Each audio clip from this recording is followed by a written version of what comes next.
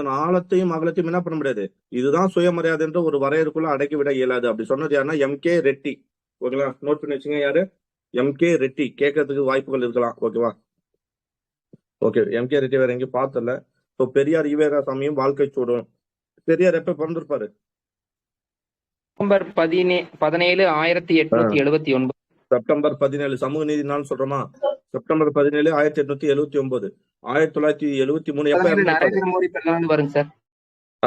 September 17 அவருமா? Modi, பிரதமர் மோடி அவர்களும் வரும். ஓகே, 1973 எப்ப இறந்திருப்பாரு? இறந்த ஞாபகம் இல்லையா? 1973. 1973 சார். 73 தான். அது இங்கே இருக்குல்ல. எந்த டேட் ஞாபகம் இல்லையா? டிசம்பர் 24. யார் இறந்திருப்பாங்க டேட்ல? எம்ஜிஆர் அவர்களும் இறந்திருப்பாரு. அப்பதானே? ஓகே, பெரியார் ஈவேராசாமி எழுதி வச்சுங்க. ஏன்னா பெரியார் எம்ஜிஆரும் பெரியார் 2 பேரும் ஒரே டேட்ல இறந்திருப்பாங்க. ஓகே, சோ நம்ம செப்டம்பர் 17 திமுக தொடங்கி இருப்பாங்களா? எந்த வருஷம்? 1949 செப்டம்பர் 17 திமுக தொடக்கம். அதை நோட் பண்ணி வச்சுங்க. ஓகேங்களா, சரி. இளமை பருவம். ஓகேங்களா, ஸோ யூடியூப்ல முடிஞ்ச அளவுக்கு அப்லோட் பாக்குறேன். ஓகேங்களா, கையில நோட்ஸ் இருந்தா எடுத்து வச்சுங்க. முடிஞ்ச அளவுக்கு கிளாஸ் இதுலயே போட்டு இது பண்ணிக்கிறேன், யூடியூப்ல அப்லோட் பண்ணிடுறேன். ஓகே, ஈரோடு இளமை பருவம். ஈரோடு வெங்கட ராமசாமி ஈவேரான்னு சொல்றோம். 1979 செப்டம்பர் 17 ஈரோட்டில் மண்டி வெங்கடப்பா நாயக்கர். அப்பா பேர் என்ன? வெங்கடப்பா நாயக்கருக்கும் சின்னத்தாயம்மை ஆகியோருக்கும் மனா பின்னர் இவர் செல்வமும் செல்வாக்குமிக்க கர்நாடக பலி ஜவார் வகுப்பை சேர்ந்தவர். என்னது? கர்நாடகா பலி ஜவார் வகுப்பு, அது ஒரு கம்யூனிட்டி. சோ ராமசாமி திண்ணைப்பள்ளியிலும் துவக்கப்பள்ளியிலும் படித்தார். ஓகே, 12 வயதிலேயே பள்ளி படிப்பை நிறுத்திவிட்டு வெங்கடப்ப நாயக்கர் மண்டிக்கடை வியாபாரத்தை பார்த்து கொண்டார். 19வது வயதில் சேலம் நாதம்பட்டியை சேர்ந்த, சோ அவருக்கு 19 வயது இருக்கும்போது சேலம் நாதம்பட்டியை சேர்ந்த 13 வயது நாகம்மையை, அப்போ அவரோட முதல் மனைவி பேர் என்ன? நாகம்மை. ஓகேங்களா, சோ நாகம்மையை திருமணம் செய்து கொண்டார் 1898. ஏன்னா அவரோட 19 வயசுல. சரி, 25ஆம் வயதில் வீட்டை விட்டு, சோ எப்ப வீட்டை விட்டு வெளியே போறாரு? 25ஆம் வயதில் வீட்டை விட்டு வெளியேறி காசி, கல்கத்தா முதலான இடங்களுக்கு சென்று விட்டு மீண்டும் ஈரோட்டுக்கு வந்த ஈவே ராமசாமி நாயக்கர் மண்டி வியாபாரி ஆனார். எப்போ? 1904. இந்த 1904 நம்ம வேற யாராவது பார்ப்போமா? இதே சமயத்துல ஒருத்தர் வந்து மதுரை உயர்நிலைப் பள்ளியில என்னவா இருப்பாரு? ஆசிரியரா இருப்பாரு. யாரு? வெரி குட், பாரதியார் வந்து அப்ப என்ன பண்றாரு? மதுரை சேதுநிலை உயர்நிலை பள்ளியில வந்து ஆசிரியரா இருக்காரு. வியாபாரியாக இருந்த போதே 1904 வெளியேறி சுதேசமத்துல சேர்வார். Very good.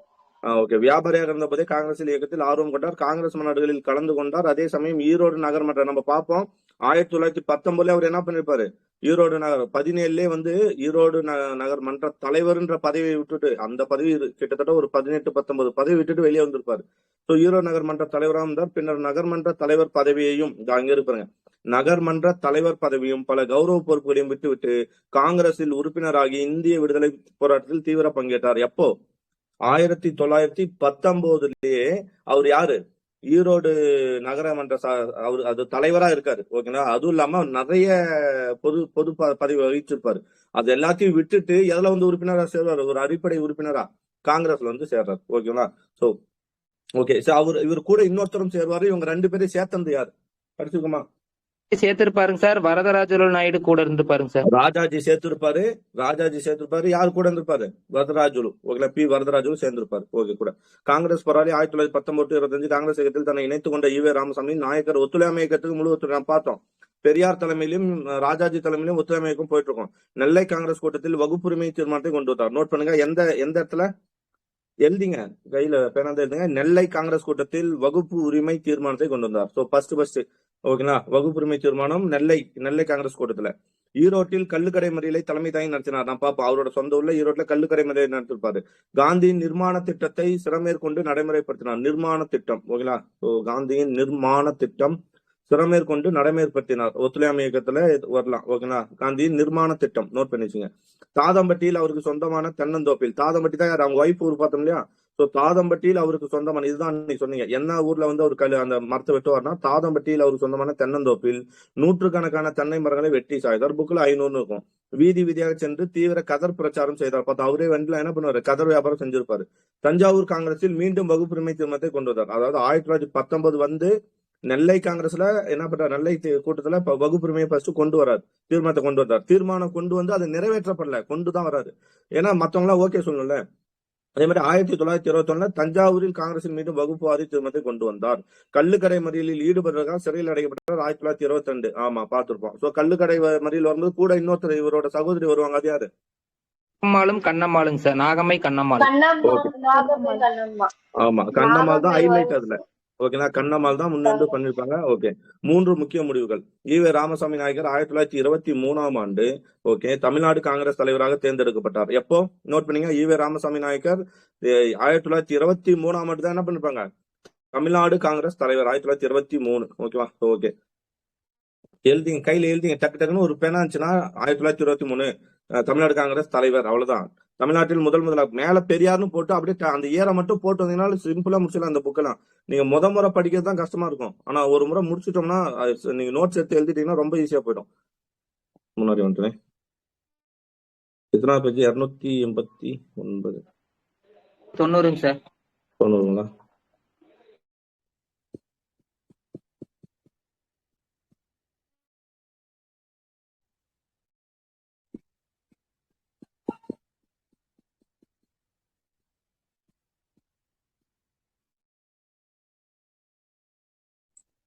பேஜ் போனா இது ஒரு கொடுங்க. ஓகே,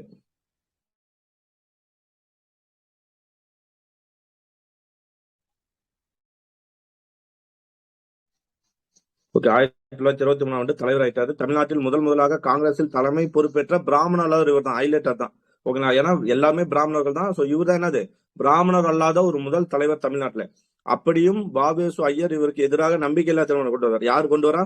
வாவேசு ஐயர். சோ இதே மாதிரி இந்தியாவிலே முதல்ல நம்பிக்கையில்லா தீர்மானம் கொண்டு வரப்பட்டது எங்க, எப்போ, யாருக்கு எதிராக?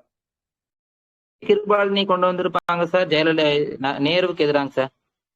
இந்தியாவிலே 1940, நீங்க சொல்றது வந்து 1947 சுதந்திரம் அடைஞ்சு 1960, 63 அந்த சமயத்துல நீங்க சொல்றீங்க.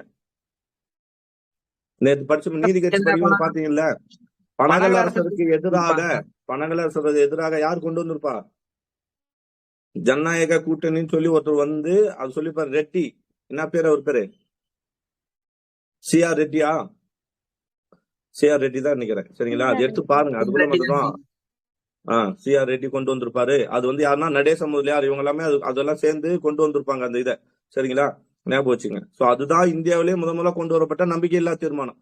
ஓகேவா? ஓகே, அப்பயும் வந்து அவர் ஜெயிச்சிருப்பார். பனகல் அரசர் வந்து தேர்ந்தெடுக்கப்படாத அந்த நியமன உறுப்பினர்களோட சப்போர்ட்டோட அவர் ஜெயிச்சிருப்பாரு. சரி, வாவேசு ஐயர் பிராமணர் தான். அப்படியும் வாவேசு ஐயர் இவருக்கு எதிராக நம்பிக்கையில்லா தீர்மானம் கொண்டு வந்தார். எப்போ? 1923. வாவேசு ஐயருக்கும் இவருக்கும் ஆகிறதே கிடையாது. Okay, okay. அடுத்து என்ன சொல்றாங்க? அப்படியே வாவேசு ஐயர் கொண்டு வந்தாரு. விடுதலை 1960 இதை மென்ஷன் பண்ணிக்கிறாங்க. ஓகேங்களா? இதுல விடுதலை விடுதலை 1960 ஜனவரி 6ஆம் தேதி இதை மென்ஷன் பண்ணிக்கிறாங்கன்னு நினைக்கிறேன். அந்த இதை விடுதலை 1960. ஓகே, ஜனவரி 6. தட்சிண காந்தி என்று அழைக்கப்பட்ட, இது ஒரு ப்ரீவியஸ் கொஸ்டின். தட்சிண காந்தி என்று அழைக்கப்பட்ட யாரு? ராஜாஜி. யாருக்காவது ஒரு ஐடியா இருக்கா தட்சிண காந்தின்ட்டு? எதனால அவர் தட்சிண காந்தி? யாருக்கு ஐடியா இல்லையா? இல்லைன்னு சொல்லுங்க. சரி, நானே சொல்லிடுறேன். ஓகே, தட்சிண காந்தி. நான் பேசாச்சு கேக்குதா? ஓகே, தட்சிண காந்தினா நம்ம திராவிடர்கள் என்ன கொண்டு வரோம்னா திராவிட நாடு. அந்த இந்தியா வந்து என்னது, இந்த தென்னிந்தியா வந்து என்னன்னு சொல்றோம், இதுதான் இந்தியானா இது தென்னிந்தியா வந்து திராவிட நாடுன்றோம். இது திராவிட நாடு கிடையாது. இதுக்கு ஆப்போசிட் யாரு? ஆரியர்கள், அதாவது பிராமணர்கள். சோ அதுல ராஜாஜியும் அதுக்கு ஒத்துழைச்சு இது வந்து தட்சிண காந்தி, அதாவது என்னது, இது வந்து கடவுளோட தேசம், ஓகேங்களா, பிராமணர்களோட தேசம் அப்படின்னு ஒரு பாயிண்ட். நம்ம திராவிட நாடுன்னு ஒரு கோரிக்கை கேட்கிறோம். சோ அதுக்கு ஆப்போசிட் அவர் என்ன பண்றாரு, கொண்டு வராரு. அதனால அவர் வந்து, அதுவும் இல்லாம அவர் வந்து காந்தியோட சீடனால இந்த தட்சிண பிரதேசத்துக்கு இவர் வந்து காந்தி. எப்படி மதுரை காந்தி, எல்லை காந்தி அப்படின்னு நம்ம சொல்றோம் இல்லையா? சோ அதனால இந்த கூட்டுறவு பேர் வருது. என்று அழைக்கப்பட்ட ராஜாஜியுடன் பெரியார் பொள்ளாச்சி வந்ததாக 1925 குறிப்பிட்டுள்ளார். ஓகேங்களா? தட்சிண காந்தி என்று அழைக்கப்பட்ட ராஜாஜியுடன் பெரியார் பொள்ளாச்சி வந்ததாக 1925 குறிப்பிட்டுள்ளார் சி. சுப்பிரமணியம். யார் குறிப்பிட்டிருக்கா அந்த மாதிரி? சி சுப்பிரமணியம் குறிப்பிட்டிருக்காரு. மேபி இப்படி இருக்கலாம். விடுதலை 1960 ஜனவரி 6 தட்சிணகாந்தி என்று அந்த அந்த டேட்ல எழுதியிருக்காங்க போல சி சுப்பிரமணியம். தட்சிணகாந்தி என்று அழைக்கப்பட்ட ராஜாஜியுடன் பெரியார் எப்ப வந்தாருன்னா 1925 வந்திருக்காரு. ஓகே. காங்கிரஸ் கமிட்டி தலைவரான பின்னரும் வகுப்புரிமை கோரிக்கையை கைவிடவில்லை பெரியார். ஈவேரா 1924 ஆண்டில் 3 முக்கிய நடவடிக்கைகளை மேற்கொண்டார். அந்த 3 முக்கிய நடவடிக்கை என்னன்னு பாருங்க. 1924 அந்த சமயத்துல தான் என்ன போயிட்டு இருக்கோம் அப்படின்னு பார்த்தோம்னா வைக்கம் போராட்டம். ஓகேங்களா? அத வந்து பாருங்க. கேரளாவில் வைக்கம் மகாதேவர். ஓகேங்களா? வைக்கம் மகாதேவர் கோவில் முன் தீண்டாமை ஒழிப்பு சத்தியாகிரகத்தில் பங்கேற்று இருமுறை சிறை சென்று போராட்டத்தில் வெற்றி பெற்று வைக்கம் வீரர் என்று பாராட்டப்பட்டார். 3 முக்கிய நடவடிக்கை. ஓகேங்களா? சோ யார் வைக்கம் வீரர் பேர் வழங்குது? இவருக்கா? இப்ப யாருமே இல்லையாப்பா? சரி, திருவிக்கா. நானே சொல்லிட்டு நானே பதில் சொல்லிக்கிறேன். ஓகே. கேக்குதா இல்லையான்னு சொல்லுங்க. ஏன்னா ரெக்கார்ட் பண்ற வேஸ்டா போச்சுன்னா எனக்கும் டைம் இல்ல. ஓகேங்களா? திருவண்ணாமலை காங்கிரஸில் வகுப்பு இத்தனை பேர். ஆனா மைக் ஆன் பண்றீங்க, என்ன பண்றீங்கன்னு தெரியல எனக்கு. இத்தனை பேர் இருக்கீங்க, இல்ல இன்னும் 10 பேர் ஆன் பண்ண சொல்றீங்க. நான் உங்களால தெரியும் இல்ல தெரியாது சார், இல்ல நீங்க சொல்லிடுங்க சார் சொன்னீங்கன்னா நான் பாட்டு போயிட்டே இருப்பேன். எனக்கு நேரம் இல்ல, உங்களுக்கும் நேரம் இல்ல. அதுதான் சொல்ல வரேன். நான் ரெக்கார்ட் பண்ணவும் பெருசா போக கூடாது வீடியோ. பதில் சொல்ல முடியலனாலும் சரி, பரவாயில்ல. கேக்கு சார், ஓகே சார் அப்படின்னா ஏதாவது கூட வந்தீங்கன்னா பரவாயில்ல. எனக்கு இன்ட்ரெஸ்டா இருக்கும்.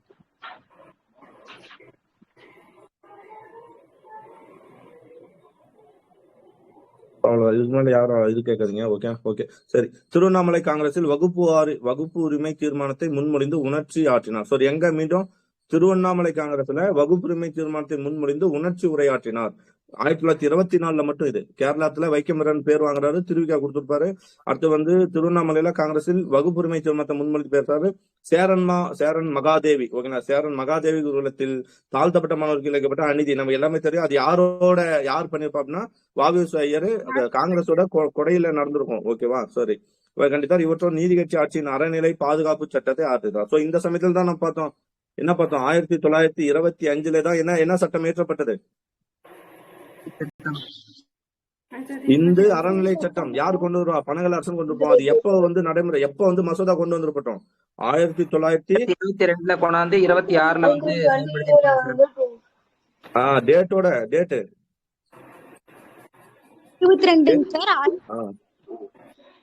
1922 டிசம்பர் தானே ரமேஷ்? 1922 டிசம்பர் 18 கொண்டாந்துருப்பாங்க சார். நோட் பண்ணி வச்சுங்க. தெரியாதவங்க புதுசா பாருங்க, நோட் பண்ணி வச்சுங்க. பனகல் அரசர் இந்த மசோதா கொண்டு வரணும் 1922 டிசம்பர் 18 கொண்டு வருவாரு. அது எப்ப சட்டமாக்கப்படும்? 1925 அவரோட தான் சாப்பிடும். ஓகே. சோ இவற்றோட அந்த சமயத்துல 1925 சட்டமாக்கப்படுது. அதையும் யார் ஆதரிக்கிறார் அப்படின்னா பெரியார் ஆதரிக்கிறார். இவற்றோட நீதி கட்சி ஆட்சியின் அறநிலை பாதுகாப்பு சட்டம், அதான் இந்த அறநிலை பாதுகாப்பு சட்டம் 1925. ஈவே ராமசாமி நாயக்கர் 1925 நவம்பர் 25 நான் சொன்னேன் இல்லையா, எப்போ காங்கிரஸ் விட்டு வெளியே வருவாரு? 1925 நவம்பர் 25 எங்க நடக்கும் மாநாடு? காஞ்சிபுரம் மாநாடு. அது யாரு தலைமை வகுத்தார் அப்படின்னு பார்த்தோம்னா திருவிக்கா. ஓகேவா? திருவிக்கா 1925 நவம்பர் 25 நடைபெற்ற காஞ்சிபுரம் காங்கிரஸ் மாநாட்டில் இறுதியாக வகுப்புரிமை தீர்மானத்தை முன்தார். கடைசி. ஓகேங்களா? அந்த 3 முடிஞ்சு லாஸ்டா 24 திருவண்ணாமலை முன்மொழிஞ்சிட்டு கடைசியில எங்க வராரு? 25 காங்கிரஸ்ல. அந்த தீர்மானமும் ஏற்கப்படாமையால் அவரும் அவரது ஆதரவாளர்களும் காங்கிரஸ் விட்டு வெளியேறினார். அப்ப நினைச்சு பாத்துங்க, அதாவது பெரியாரு இவ்வளவு வருஷமா பண்ணி அதை யாரும் ஏத்துக்கலன்னா அப்ப அந்த காங்கிரஸ்ல பிராமணர்கள் இருந்திருப்பாங்களா, இல்ல பிராமணர் அல்லாதோர் அதிகமா இருந்திருப்பாங்களா? அதான் கேள்வி. சோ வெளியேறிய பின்னரும் அவர் காங்கிரஸை ஒரு வகுப்புவாத சபையாகவே கருதினார். ஏன்னா அதுதான் உண்மை. அந்த காலத்துல அப்படிதான் இருந்திருக்கு. ஓகேனா? சோ நெக்ஸ்ட், சுயமரியாதை சமதர்மம். 1925 to 38 தான் இந்த சுயமரியாதையும் சமதர்மம். தமிழ்நாட்டு ரூசோ என்று அழைக்கப்பட்டவர் பெரியார். இது ஒரு ப்ரீவியஸ் கொஸ்டின். காங்கிரஸை விட்டு வெளியேற ஈவே ராமசாமி நாயக்கர் பல சமுதாய சீர்திருத்த பரிசோதனைகளில் ஈடுபட்டார். காங்கிரசின் இந்தி கொள்கையை கண்டித்து எழுதினார். எதை? காங்கிரஸோட இந்தி கொள்கை. 1926 டிசம்பர் மாதம் மதுரையில் பிராமணர் அல்லாதோர் முதல் மாநில மாநாட்டை கூட்டி பிற்படுத்தப்பட்டோரின் பிரச்சனைகளை பற்றி பேசினா நோட் பண்ணி வைங்க. எந்த வருஷம்? 1926 டிசம்பர் மாதம் மதுரையில. எந்த இடத்துல? மதுரையில பிராமணர் உள்ளதோர் முதல் மாநில மாநாட்டை கூட்டி. இதே மாதிரி நம்ம நீதி கட்சியில படிப்போம். 1916 ஆகஸ்ட் 19. ஓகேங்களா? ஆகஸ்ட் 19 1916 தானே 17. ஆமா, 1916 ஆகஸ்ட் 19 எங்க நடந்திருக்கும் அப்படின்னு பார்த்தோம்னா, சாரி ஆகஸ்ட் வராது, 1917. ஏன்னா தொடர்ந்து 1916 டிசம்பர் தானே தொடங்கி இருக்கும். 1917 சென்னை வில்லிங்டன் இல்ல நீங்க சொல்றது வந்து 1917 வந்து டிசம்பர் 28, 29 கூடிய மாநில மாநாடு சொல்றீங்க. நான் சொல்றது வந்து 1910 என்ன மேடம்? கோயம்புத்தூர் ஒப்பனக்கார வீதி ஒப்பனக்கார வீதி. அதுதான் கேக்குறேன். 1917 ஆகஸ்ட் 19 அதான் வந்து முதல் மாநாடு. மாநில மாநாடு தான் சென்னையில நடந்திருக்கும். 1917 28 டிசம்பர் 28, 29. 1917 ஆகஸ்ட் 19 வந்து ஒப்பனக்கார வீதி ராமநாயனிங்கர் அப்படின்னு பார்த்தோம் இல்லையா? பனகலாசோட தலைமையில நடந்திருக்கும் நீதி கட்சியோட முதல் பிராமணர் அல்லதோர் மாநாடு அப்படின்னு அது சொல்லியிருப்பாங்க. ஓகேங்களா? அதே மாதிரிதான் பெரியார் 1925 ஆரம்பிச்சு பெரியார் 1925 ஆரம்பிச்சு சோ அவரு பிராமணர் அல்லதோர் முதல் மாநில மாநாட்டை நம்ம நினைப்போம் சுயமரியாதை மாநாடு தான் முதல்ல எப்ப கூட்டு போனா 1929 செங்கல்பட்டு. ஓகேங்களா? சோ இங்க என்ன சொல்ல வர்றாங்கன்னா பிராமண அல்லதோர் முதல் மாநில மாநாடு எப்பனா 1926 நோட் பண்ணி எழுதியிருக்கணும். என்ன டிசம்பர் 1926 டிசம்பர் மதுரையில. ஓகேங்களா? ஓகே. பிற்படுத்தப்பட்டவரின் பற்றி பற்றி பேசினார். காந்தி நிர்மாண திட்டத்தை நிராகரித்தார். மேபி நிர்மாண திட்டம்னா என்னன்னு தெரியல, பார்க்கலாம்.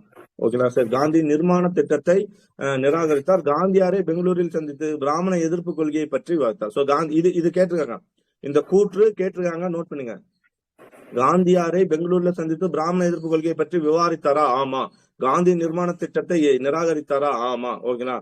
கொள்கையை பற்றி விவாதித்தார். 1927 26 மாநாடு 27 பேசுறாரு.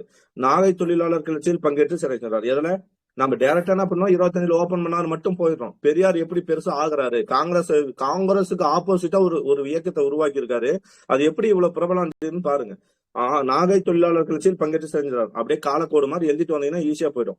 1927 அப்புறம் தான் என்ன பண்றாரு, நாகை தொழிலாளர் கிளர்ச்சியில் பங்கேற்று சிறை சென்றார். சோ அப்ப எப்படி இருக்கும், காலக்கோல கேட்டிருப்பாங்க எது ஃபர்ஸ்ட் எது செகண்ட் இருக்கும். இப்ப காந்தியை வந்து சந்திக்கிறாரு, அதுக்கப்புறம் தானே நாகை தொழிலாளர் கிளர்ச்சியில பங்கு பெறாரு, அதுக்கப்புறம் சைமன் குழுவை வரவேற்கிறாரு. அப்ப அந்த ஆர்டரை வந்து நோட் பண்ணி வச்சுங்க. சைமன் கமிஷனை வரவேற்றார். திருக்குறள் சைமன் கமிஷன் வரவேற்றார், நோட் பண்ணுங்க. சைமன் கமிஷன் வந்து ஆனா காங்கிரஸ் யாரோட தலைமையில எதிர்த்தது? இந்தியா, தமிழ்நாட்டுல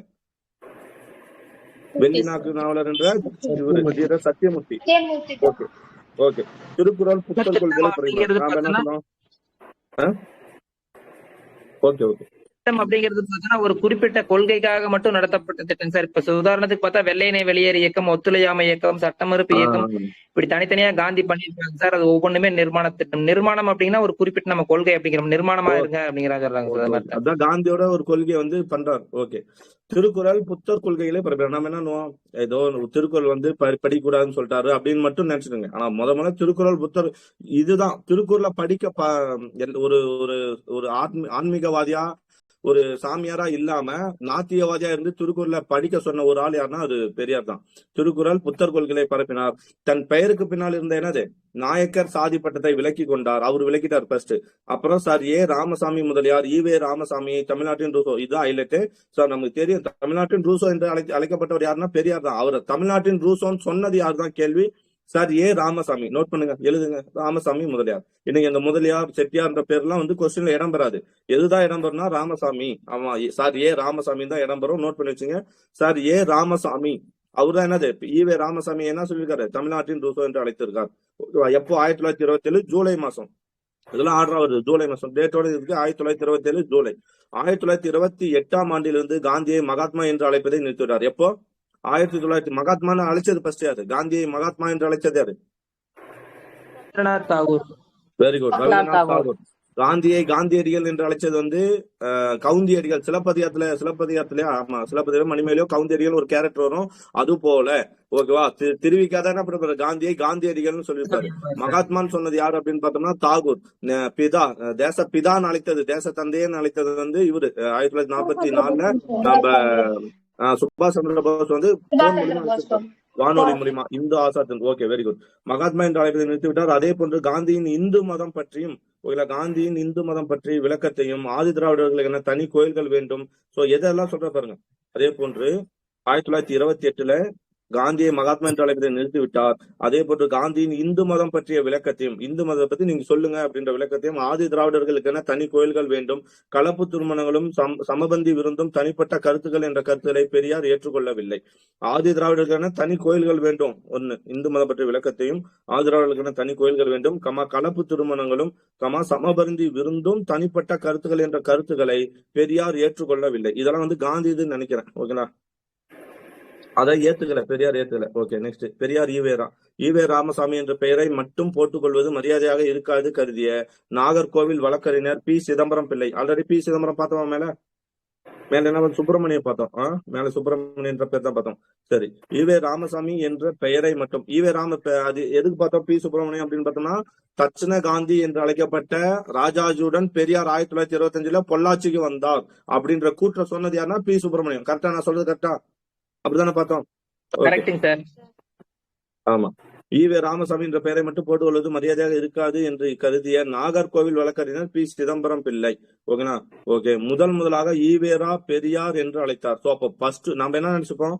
எல்லாருமே அந்த மாநாட்டுலதான் அவரை கொடுக்குறாங்க அப்படின்னு நம்ம நினைச்சிருப்போம். சோ ஃபர்ஸ்ட் அவரை பெரியார்னு சொன்னது யாரு? நாகர்கோவில் வழக்கறிஞர் பி சிதம்பரம் பிள்ளை முதலாக ஈவேரா பெரியார் என்று அழைத்தார். ஓகே, வெறும் ஈவே ராமசாமி சொல்றது மரியாதை இல்ல அப்படின்றதாக ஈவேரா பெரியார் என்று அழைத்தார். பெரியார்னா ஏஜுக்காக கிடையாது, அவர் என்ன, அவரோட தன்மை, அவரோட மதிப்பாக பெரியார்னு சொல்றாங்க.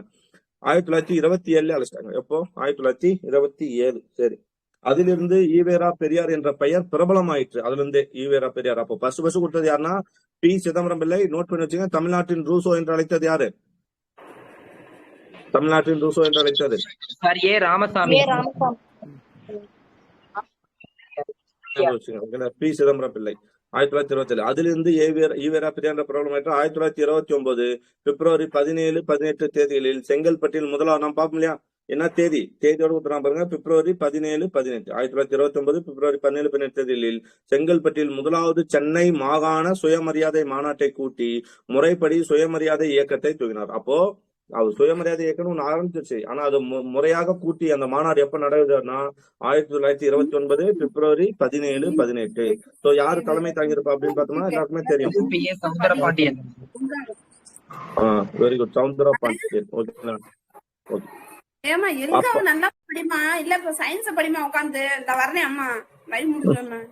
அப்பயணத்தின் போது பெரியார் தாடி வளர்க்க தொடங்கினார். சோ அப்ப அந்த அது முன்னாடி ஒரு பாயிண்ட் விட்டேன். மனைவி நாகம்மையுடன் மலேசிய நாட்டில் சுற்றுப்பயணம் செய்து, மனைவி நாகம்மையுடன் எங்க போறாரு? மலேசிய நாட்டில் சுற்றுப்பயணம். பாப்பா 1929 அவர் சுற்றுப்பயணம் மேற்கொண்டிருப்பாரு. அதுல நாகம்மையுடன் மலேசியா நாட்டில் சுற்றுப்பயணம் செய்து சுயமரியாதை பிரச்சாரம் செய்தார். ஓகேங்களா? அங்க போயிட்டு பயணத்தின் போதுதான் பெரியார் என்ன பண்ணாரு? தாடி வளர்க்க தொடங்கினார். ஓகேவா? Okay, next. அடுத்த பாயிண்ட் சமதர்மவாதி. ஓகேங்களா? சமதர்மவாதி. மலேசியால இருந்து திரும்பிய பெரியார் ஈவேரா பல பகுத்தறிவாளர் சங்கங்களை சொன்னார். பல பகுத்தறிவாளர் சங்கத்தை துவங்குறார். ஓகேவா? சோ இரண்டாவது சுயமரியாதை மாநாட்டை ஈரோட்டில் அப்படியே ஆர்டர் போட்டுங்க. 1927 பிப்ரவரி 17, 18 முதல் மாநாடு செங்கல்பட்டு. 1929. 9. ஓகே, செங்கல்பட்டு. அப்ப ரெண்டாவது மாநாடு எங்க நடக்குன்னா ஈரோடு. ஓகேங்களா? ரெண்டாவது மாநாடு எங்க? ஈரோடு. அப்படியே ஒரு காலம் மாதிரி போட்டு எழுதிங்க. ஈரோடு 1930. கண்டிப்பா ஒரு நோட் பண்ணாதான் இதெல்லாம் ஷார்ட் லிஸ்ட் பண்ணிடலாம். ஓகே, சுயமரியாதை மாநாட்டை ஈரோட்லயும் 1930. மூன்றாவது மாநாட்டை விருதுநகர் 1931. அப்போ ஈரோடு 2, விருதுநகர் 3. ஓகேங்களா? ஓகே, 1932ஆம் ஆண்டு பல ஐரோப்பிய நாடுகளில் மீண்டும் சுற்றுப்பயணம் செய்து விட்டு வந்த பெரியார் சமதர்மவாதி ஆனார். சமதர்மவாதினாலே இந்த கான்செப்டை எங்கிருந்து எடுத்துக்க முடியும்? ஒரே வார்த்தையில் சொல்லலாம், சமதர்மவாதி. அதாவது சோசியலிஸ்ட் சொல்றோம். சோசியலிஸ்ட் அடித்தளமே அது எங்கதான்? ரஷ்யா. அவ்வளவுதான். அதுதான் இங்க சொல்லாம சொல்றாங்க. ரஷ்யாவுக்கு போயிட்டு வந்துதான் அவரு, நீங்க எடுத்து பாத்தீங்கன்னா புக்ல இருக்கும், ரஷ்யாவுக்கு போயிட்டு தான் அவர் என்னவா மாறுவாரு? ஒரு சமதர்மவாதி. ஓகேங்களா? சோசியலிஸ்ட் அப்படின்ற ஒரு கான்செப்ட் எங்க இருக்கும் அப்படின்றதா ரஷ்யா தான். சோ அங்க போனா எல்லாருமே ஆயிடுவாங்க. சோ சமதர்மவாதியாளர் ஆனார். சமதர்ம பிரச்சாரம் செய்ததற்காக பெரியார் தண்டிக்கப்பட்டு சிறை தண்டனை பெற்றார். இதை நோட் பண்ணுங்க. சமதர்ம பிரச்சாரத்தை செய்த ஆங்கில சும்மா இருப்பாங்களா? பெரியார் தண்டிக்கப்பட்டு என்ன பண்றாரு? சிறை தண்டனை பெற்றார் 1933. எப்போ?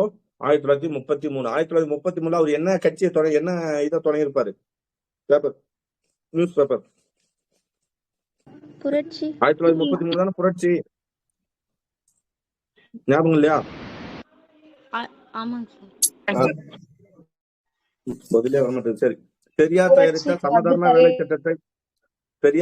சமதர்ம வேலை திட்டத்தை நீதி கட்சி ஏற்றுக்கொண்டதால் பெரியார் என்ன பண்றாரு? ஒரு சமதர்ம வேலை திட்டத்தை இது பண்றாரு. அந்த திட்டத்தை நீதி கட்சி ஏற்றுக்கொண்டதால் அக்கட்சியின் ஆதரவாளர் ஆனார். அதாவது பெரியாரோட கான்செப்ட் சமதர்ம வேலை திட்டம் அப்படின்ற கான்செப்டை யார் ஏத்துக்கிட்டா?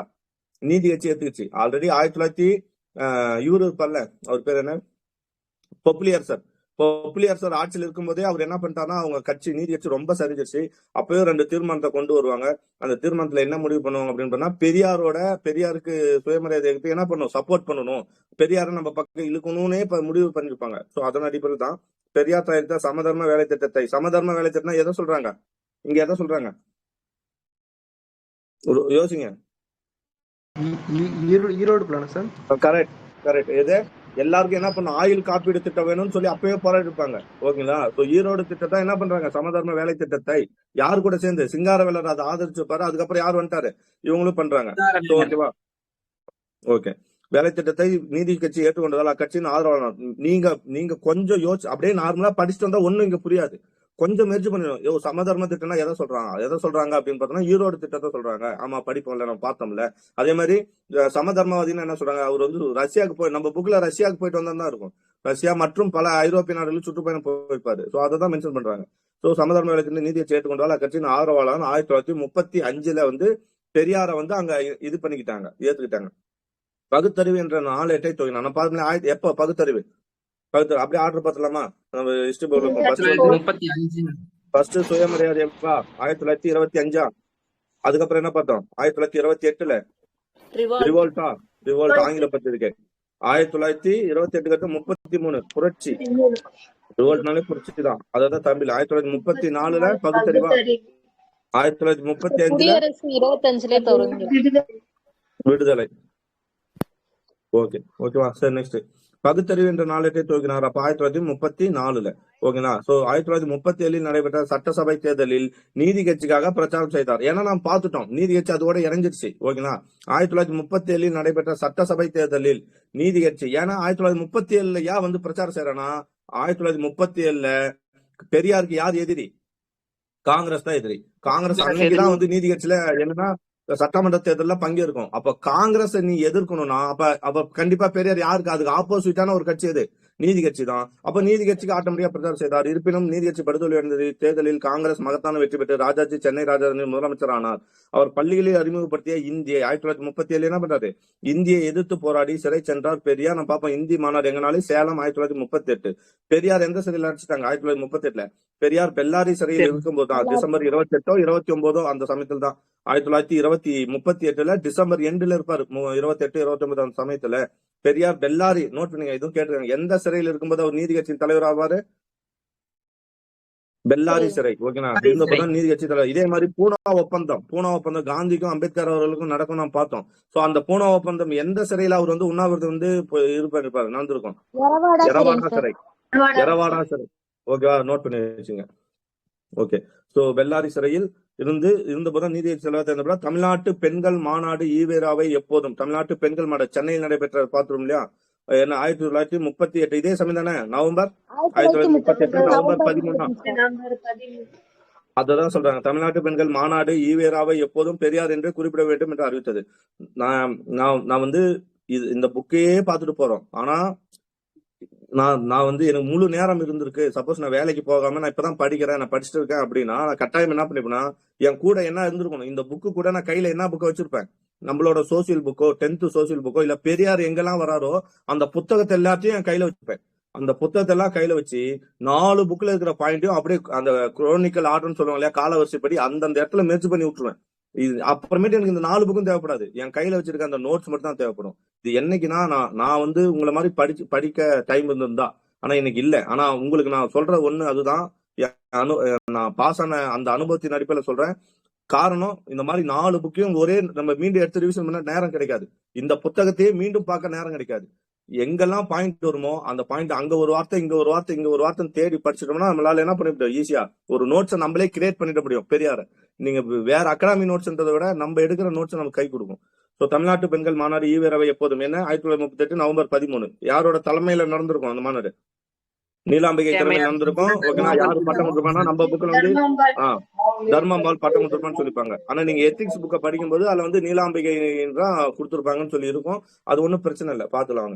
நீதி கட்சி தலைவர் 1938. இப்போ 1900 பார்த்தோம். சுயமரியாதை என்ற இயக்கம் எப்போ 1929 இருந்து 1925 இருந்து 1938 தான் சுயமரியாதை இயக்கம். ஏன்னா இப்ப என்ன ஆச்சு, சுயமரியாதையும் நீதி கட்சி ஒன்னாச்சு 1938 44. நீதி கட்சி தலைவரான பெரியார் கட்சியை ஒரு சமுதாய சீர்திருத்த இயக்கமாக உருவாற்றம் செய்வதில் முனைப்புடன் ஈடுபட்டார். சிறையிலிருந்து திரும்பிய பெரியார் என்ன கோரிக்கை எடுத்தாரு? திராவிட நாடு கோரிக்கை எழுப்பினார். திராவிட நாட்டை லட்சியமாக கொண்டு அதற்கான பிரச்சாரத்தை துவக்கினார். சார் ஸ்டபோர்டு கிரிப்ஸ் எப்ப வந்திருப்பாரு? ஸ்டபோர்டு கிரிப்ஸ் தூதுக்குள்னு சொல்லுமா? ஸ்டபோர்டு கிரிப்ஸ் இது இருக்கு ப்ரீவியஸ் கொஸ்டின். ஓகேங்களா? 1939 பேசுறாரு. ஆனா நமக்கு கிரிப்ஸ் தூதுக்குள் எப்ப 42 தான் வரும். இவர் முன்னாடியே போய் பேசுறாரு. ஆமா, திராவிட நாட்டை லட்சியமா கொண்டு அதற்கான பிரச்சாரத்தை, இது ப்ரீவியஸ் கொஸ்டின். இப்ப நான் படிக்கிற பாயிண்ட் ப்ரீவியஸ் கொஸ்டின் நோட் பண்ணி வச்சுங்க. ஸ்டபோர்டு கிரிப்ஸை சந்தித்து திராவிட நாடு பிரிவினை பற்றி பேசினார். 1939 பேசினார். ஆமா, ஓகேங்களா? எப்போ? 1938 சிறையிலிருந்து வெளியே வராரு. 38 திராவிட நாடு கோரிக்கை கேட்கிறாரு. 39 போய் யாரு ஸ்டபோர்டு கிரிப்ஸ போயிட்டு என்ன பண்றாரு? போயிட்டு சந்தித்து திராவிட நாடு பிரிவினை பற்றி பேசினார் 1939. 1940 ஜனவரி 8ஆம் தேதி முகமது அலி ஜின்னாவை பம்பாயில், இதெல்லாம் கூட்டுல கேட்டுறாங்க.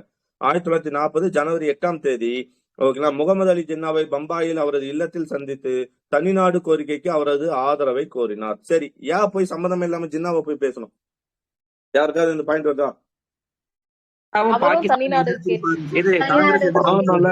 அவரு தனிநாடு கோரிக்கை கேட்டார் தானே. ஆனா நீங்க நம்ம நினைக்கிறது அப்படிதான். பட் ஜின்னா தனிநாடு கோரிக்கை கேட்டது எப்போ? 1940. என்ன மாநாடு? லாகூர் காங்கிரஸ் மாநாடு கிடையாது. அது காங்கிரஸ் மாநாடு கிடையாது. 1940 அவங்களுக்குள்ள ஒரு மாநாடு கூட்டி அந்த மாநாட்டுலதான் அந்த தீர்மானத்தை கொண்டு வருவாங்க. முஸ்லீம் கிட்ட தான் தீர்மானத்தை கொண்டு வந்து அதுக்கப்புறம் தான் அதை காங்கிரஸ் கிட்ட வைப்பாங்க. அதுக்கு முன்னாடியே இது ஜனவரி 8. அப்போ மேபி இப்படி இருக்கலாம், நம்ம திராவிட நாடு கோரிக்கையை பார்த்துட்டு தான் அவருக்கு என்ன ஐடியா வந்திருக்கலாம், முஸ்லிம்களுக்கு ஒரு தனி நாடு வேணும். அதுக்கு முன்னாடி இருந்தே பேச்சுவார்த்தை போயிட்டு இருந்தது, பாகிஸ்தான் ஒரு நாடு வேணும் அப்படின்னு முன்னாடியே போயிட்டு இருந்தது.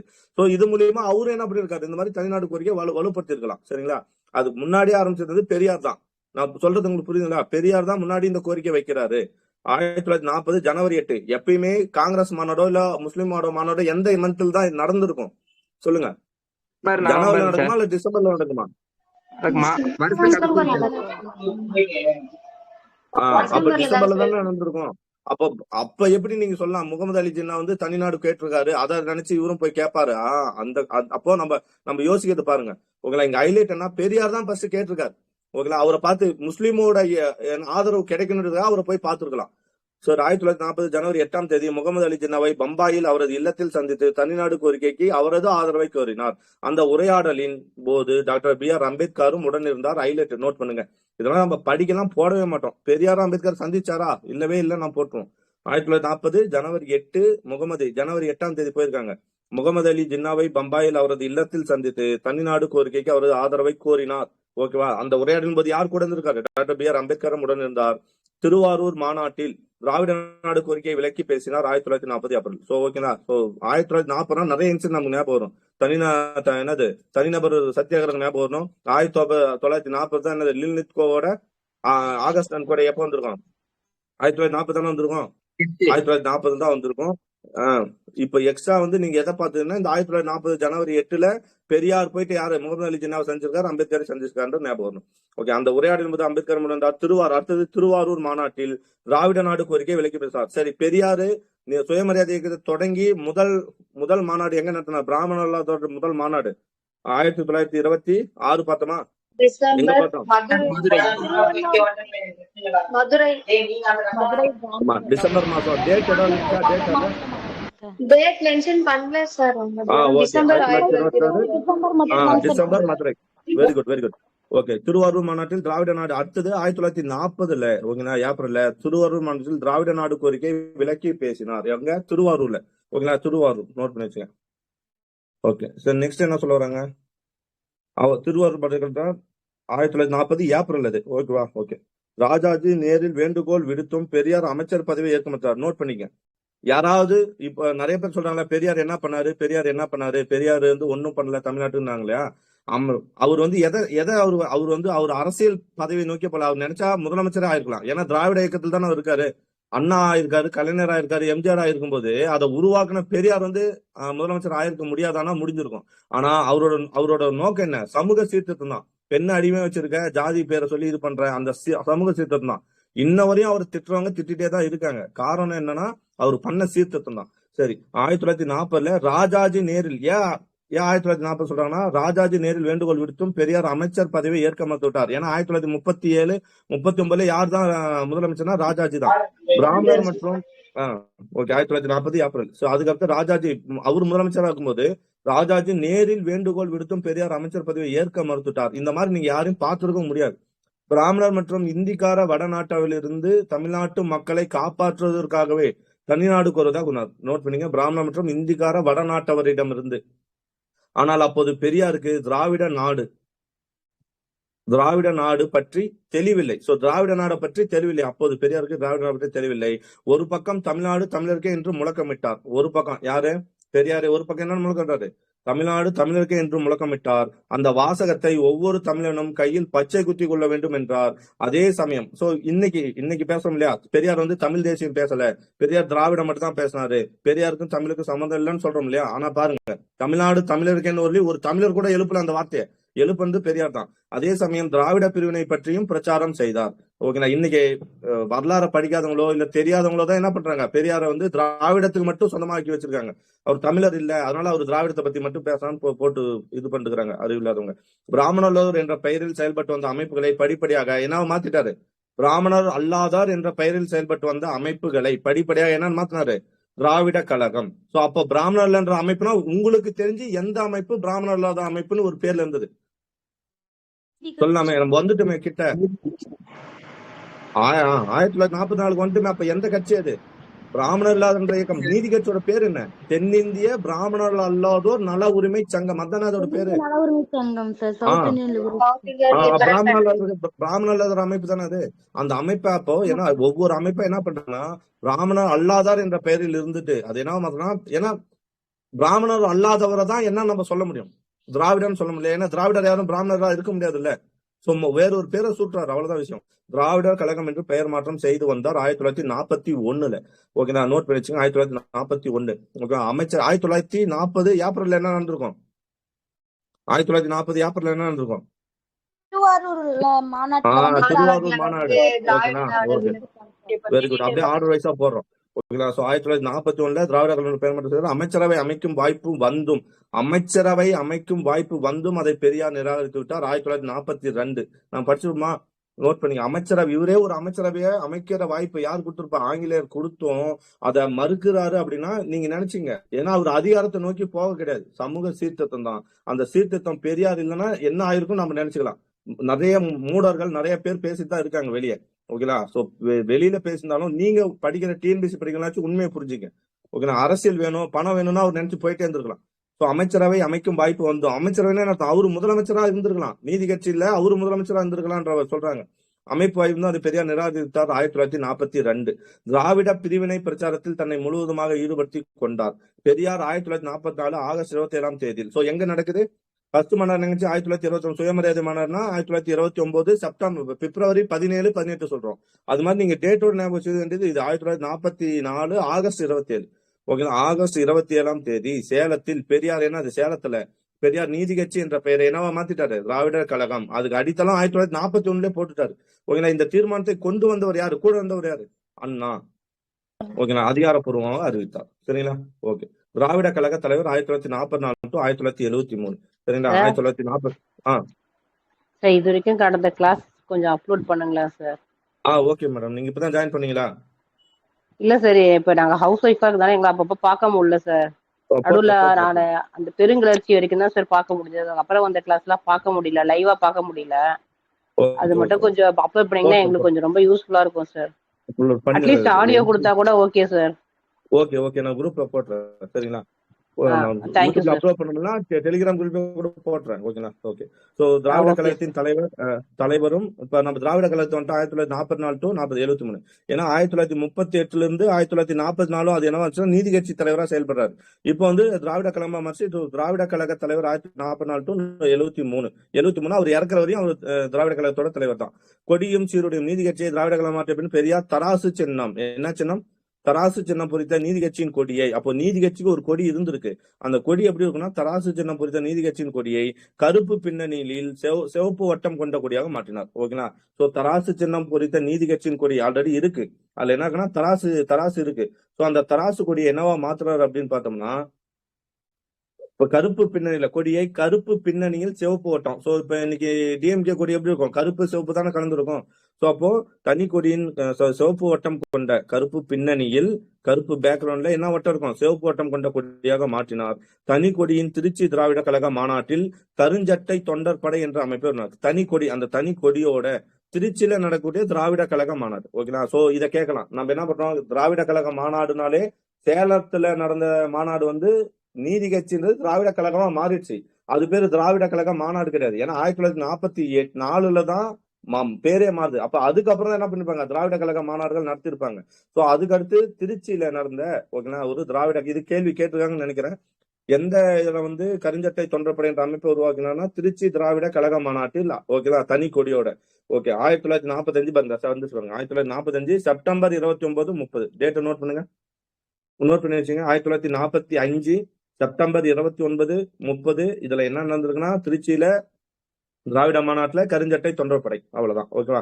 அதன் பின் மதுரையில் கருஞ்சட்டை மனஸ்தாபம் ஏற்பட்டிருக்குங்க சார் 1945 இல்லையா?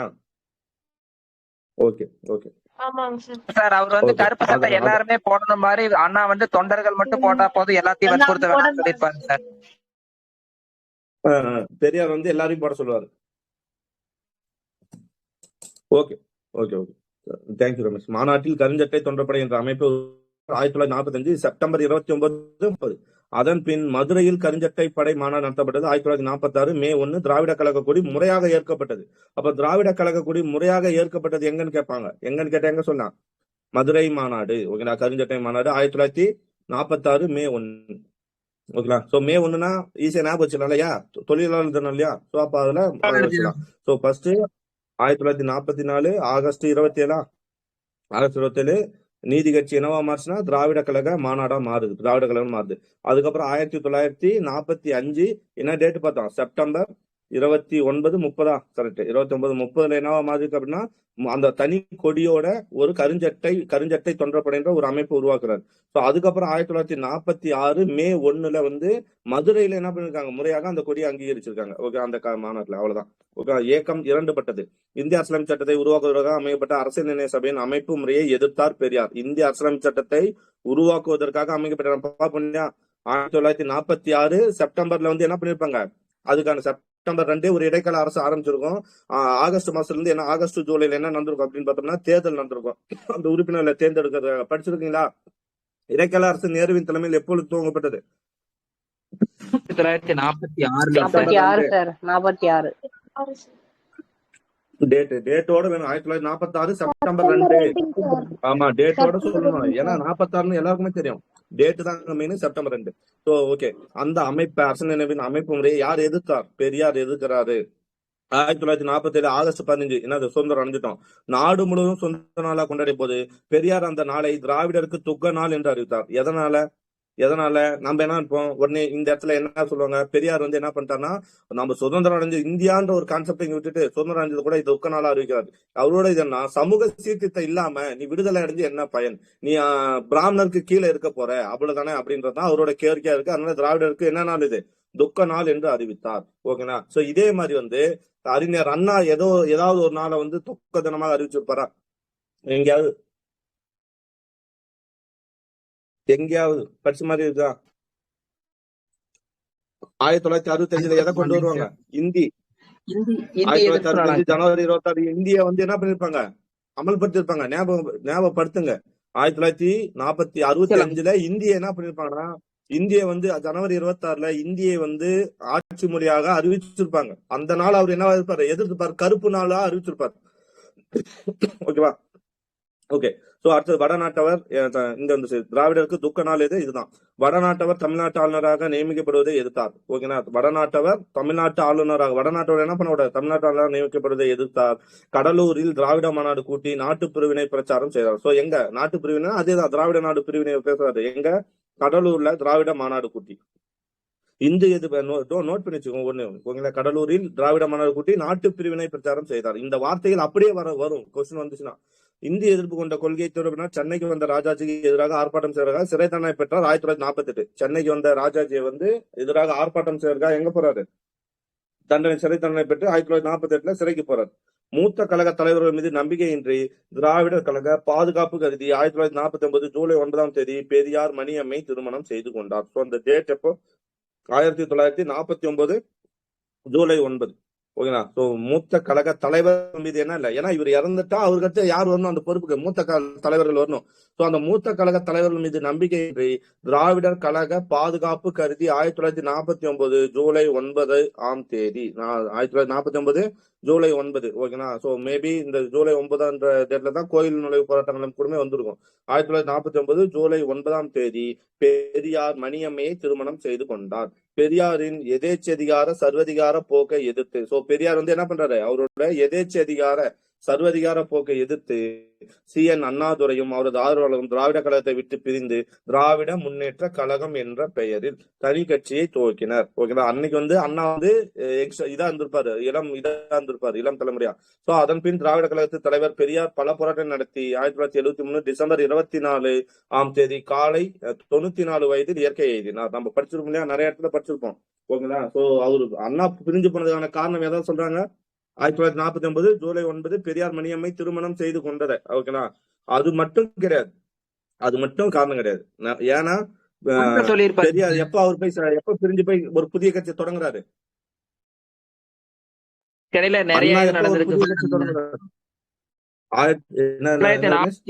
September 17 sir. ஜூலை 9க்கும் செப்டம்பருக்கும் எவ்வளவு? கிட்டத்தட்ட 50 நாள் கேப் இருக்கு இல்லையா? சோ அப்போ பெரியாரின் எதேச்சை அதிகார சர்வதிகார போக்கும் அதையும் எதிர்த்துதான் என்ன பண்ணிருக்காரு? அண்ணா போயிருக்காரு. சரிங்களா? சோ அதையும் நோட் பண்ணி வச்சுங்க.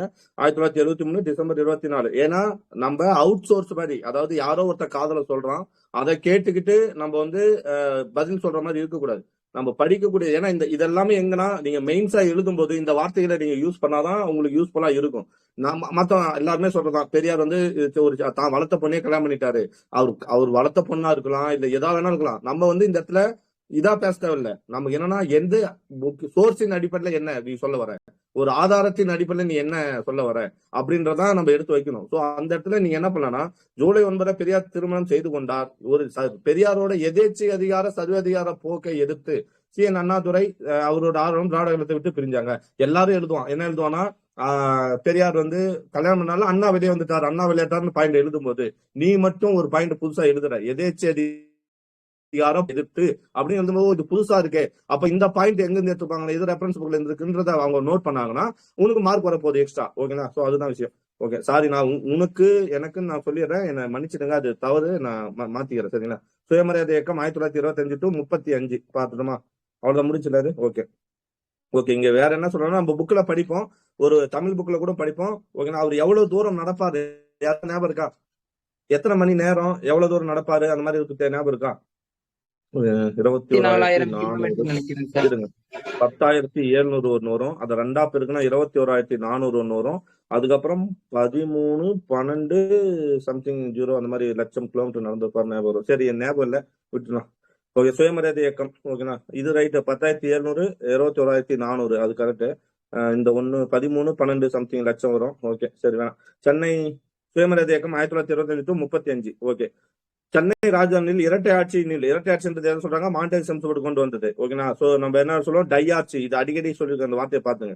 ஓகேனா? கொண்டு வந்தார். ஈவே ராமசாமி காங்கிரஸ் விட்டு வெளியேறி 1935 சுயமரியாதை இயக்கத்தை துவங்கினார். ஈரோடு வெங்கடப்ப ராமசாமி நாயக்கர் தந்து 28 வயதிலிருந்து 1907, 28 வயதுன்றது 1927, 1907 காங்கிரஸ் இயக்கத்தில் ஆர்வம் கொண்டார். காங்கிரஸ் மண்டலில் சென்று வர தொடங்கினார். ஆனா 1919ஆம் ஆண்டு நகரமன்ற தலைவர் பதவி விட்டு வெளியேறி காங்கிரஸ் உறுப்பினர், காங்கிரஸ்ல உறுப்பினர், ஜஸ்ட் ஒரு உறுப்பினர் ஆறார்.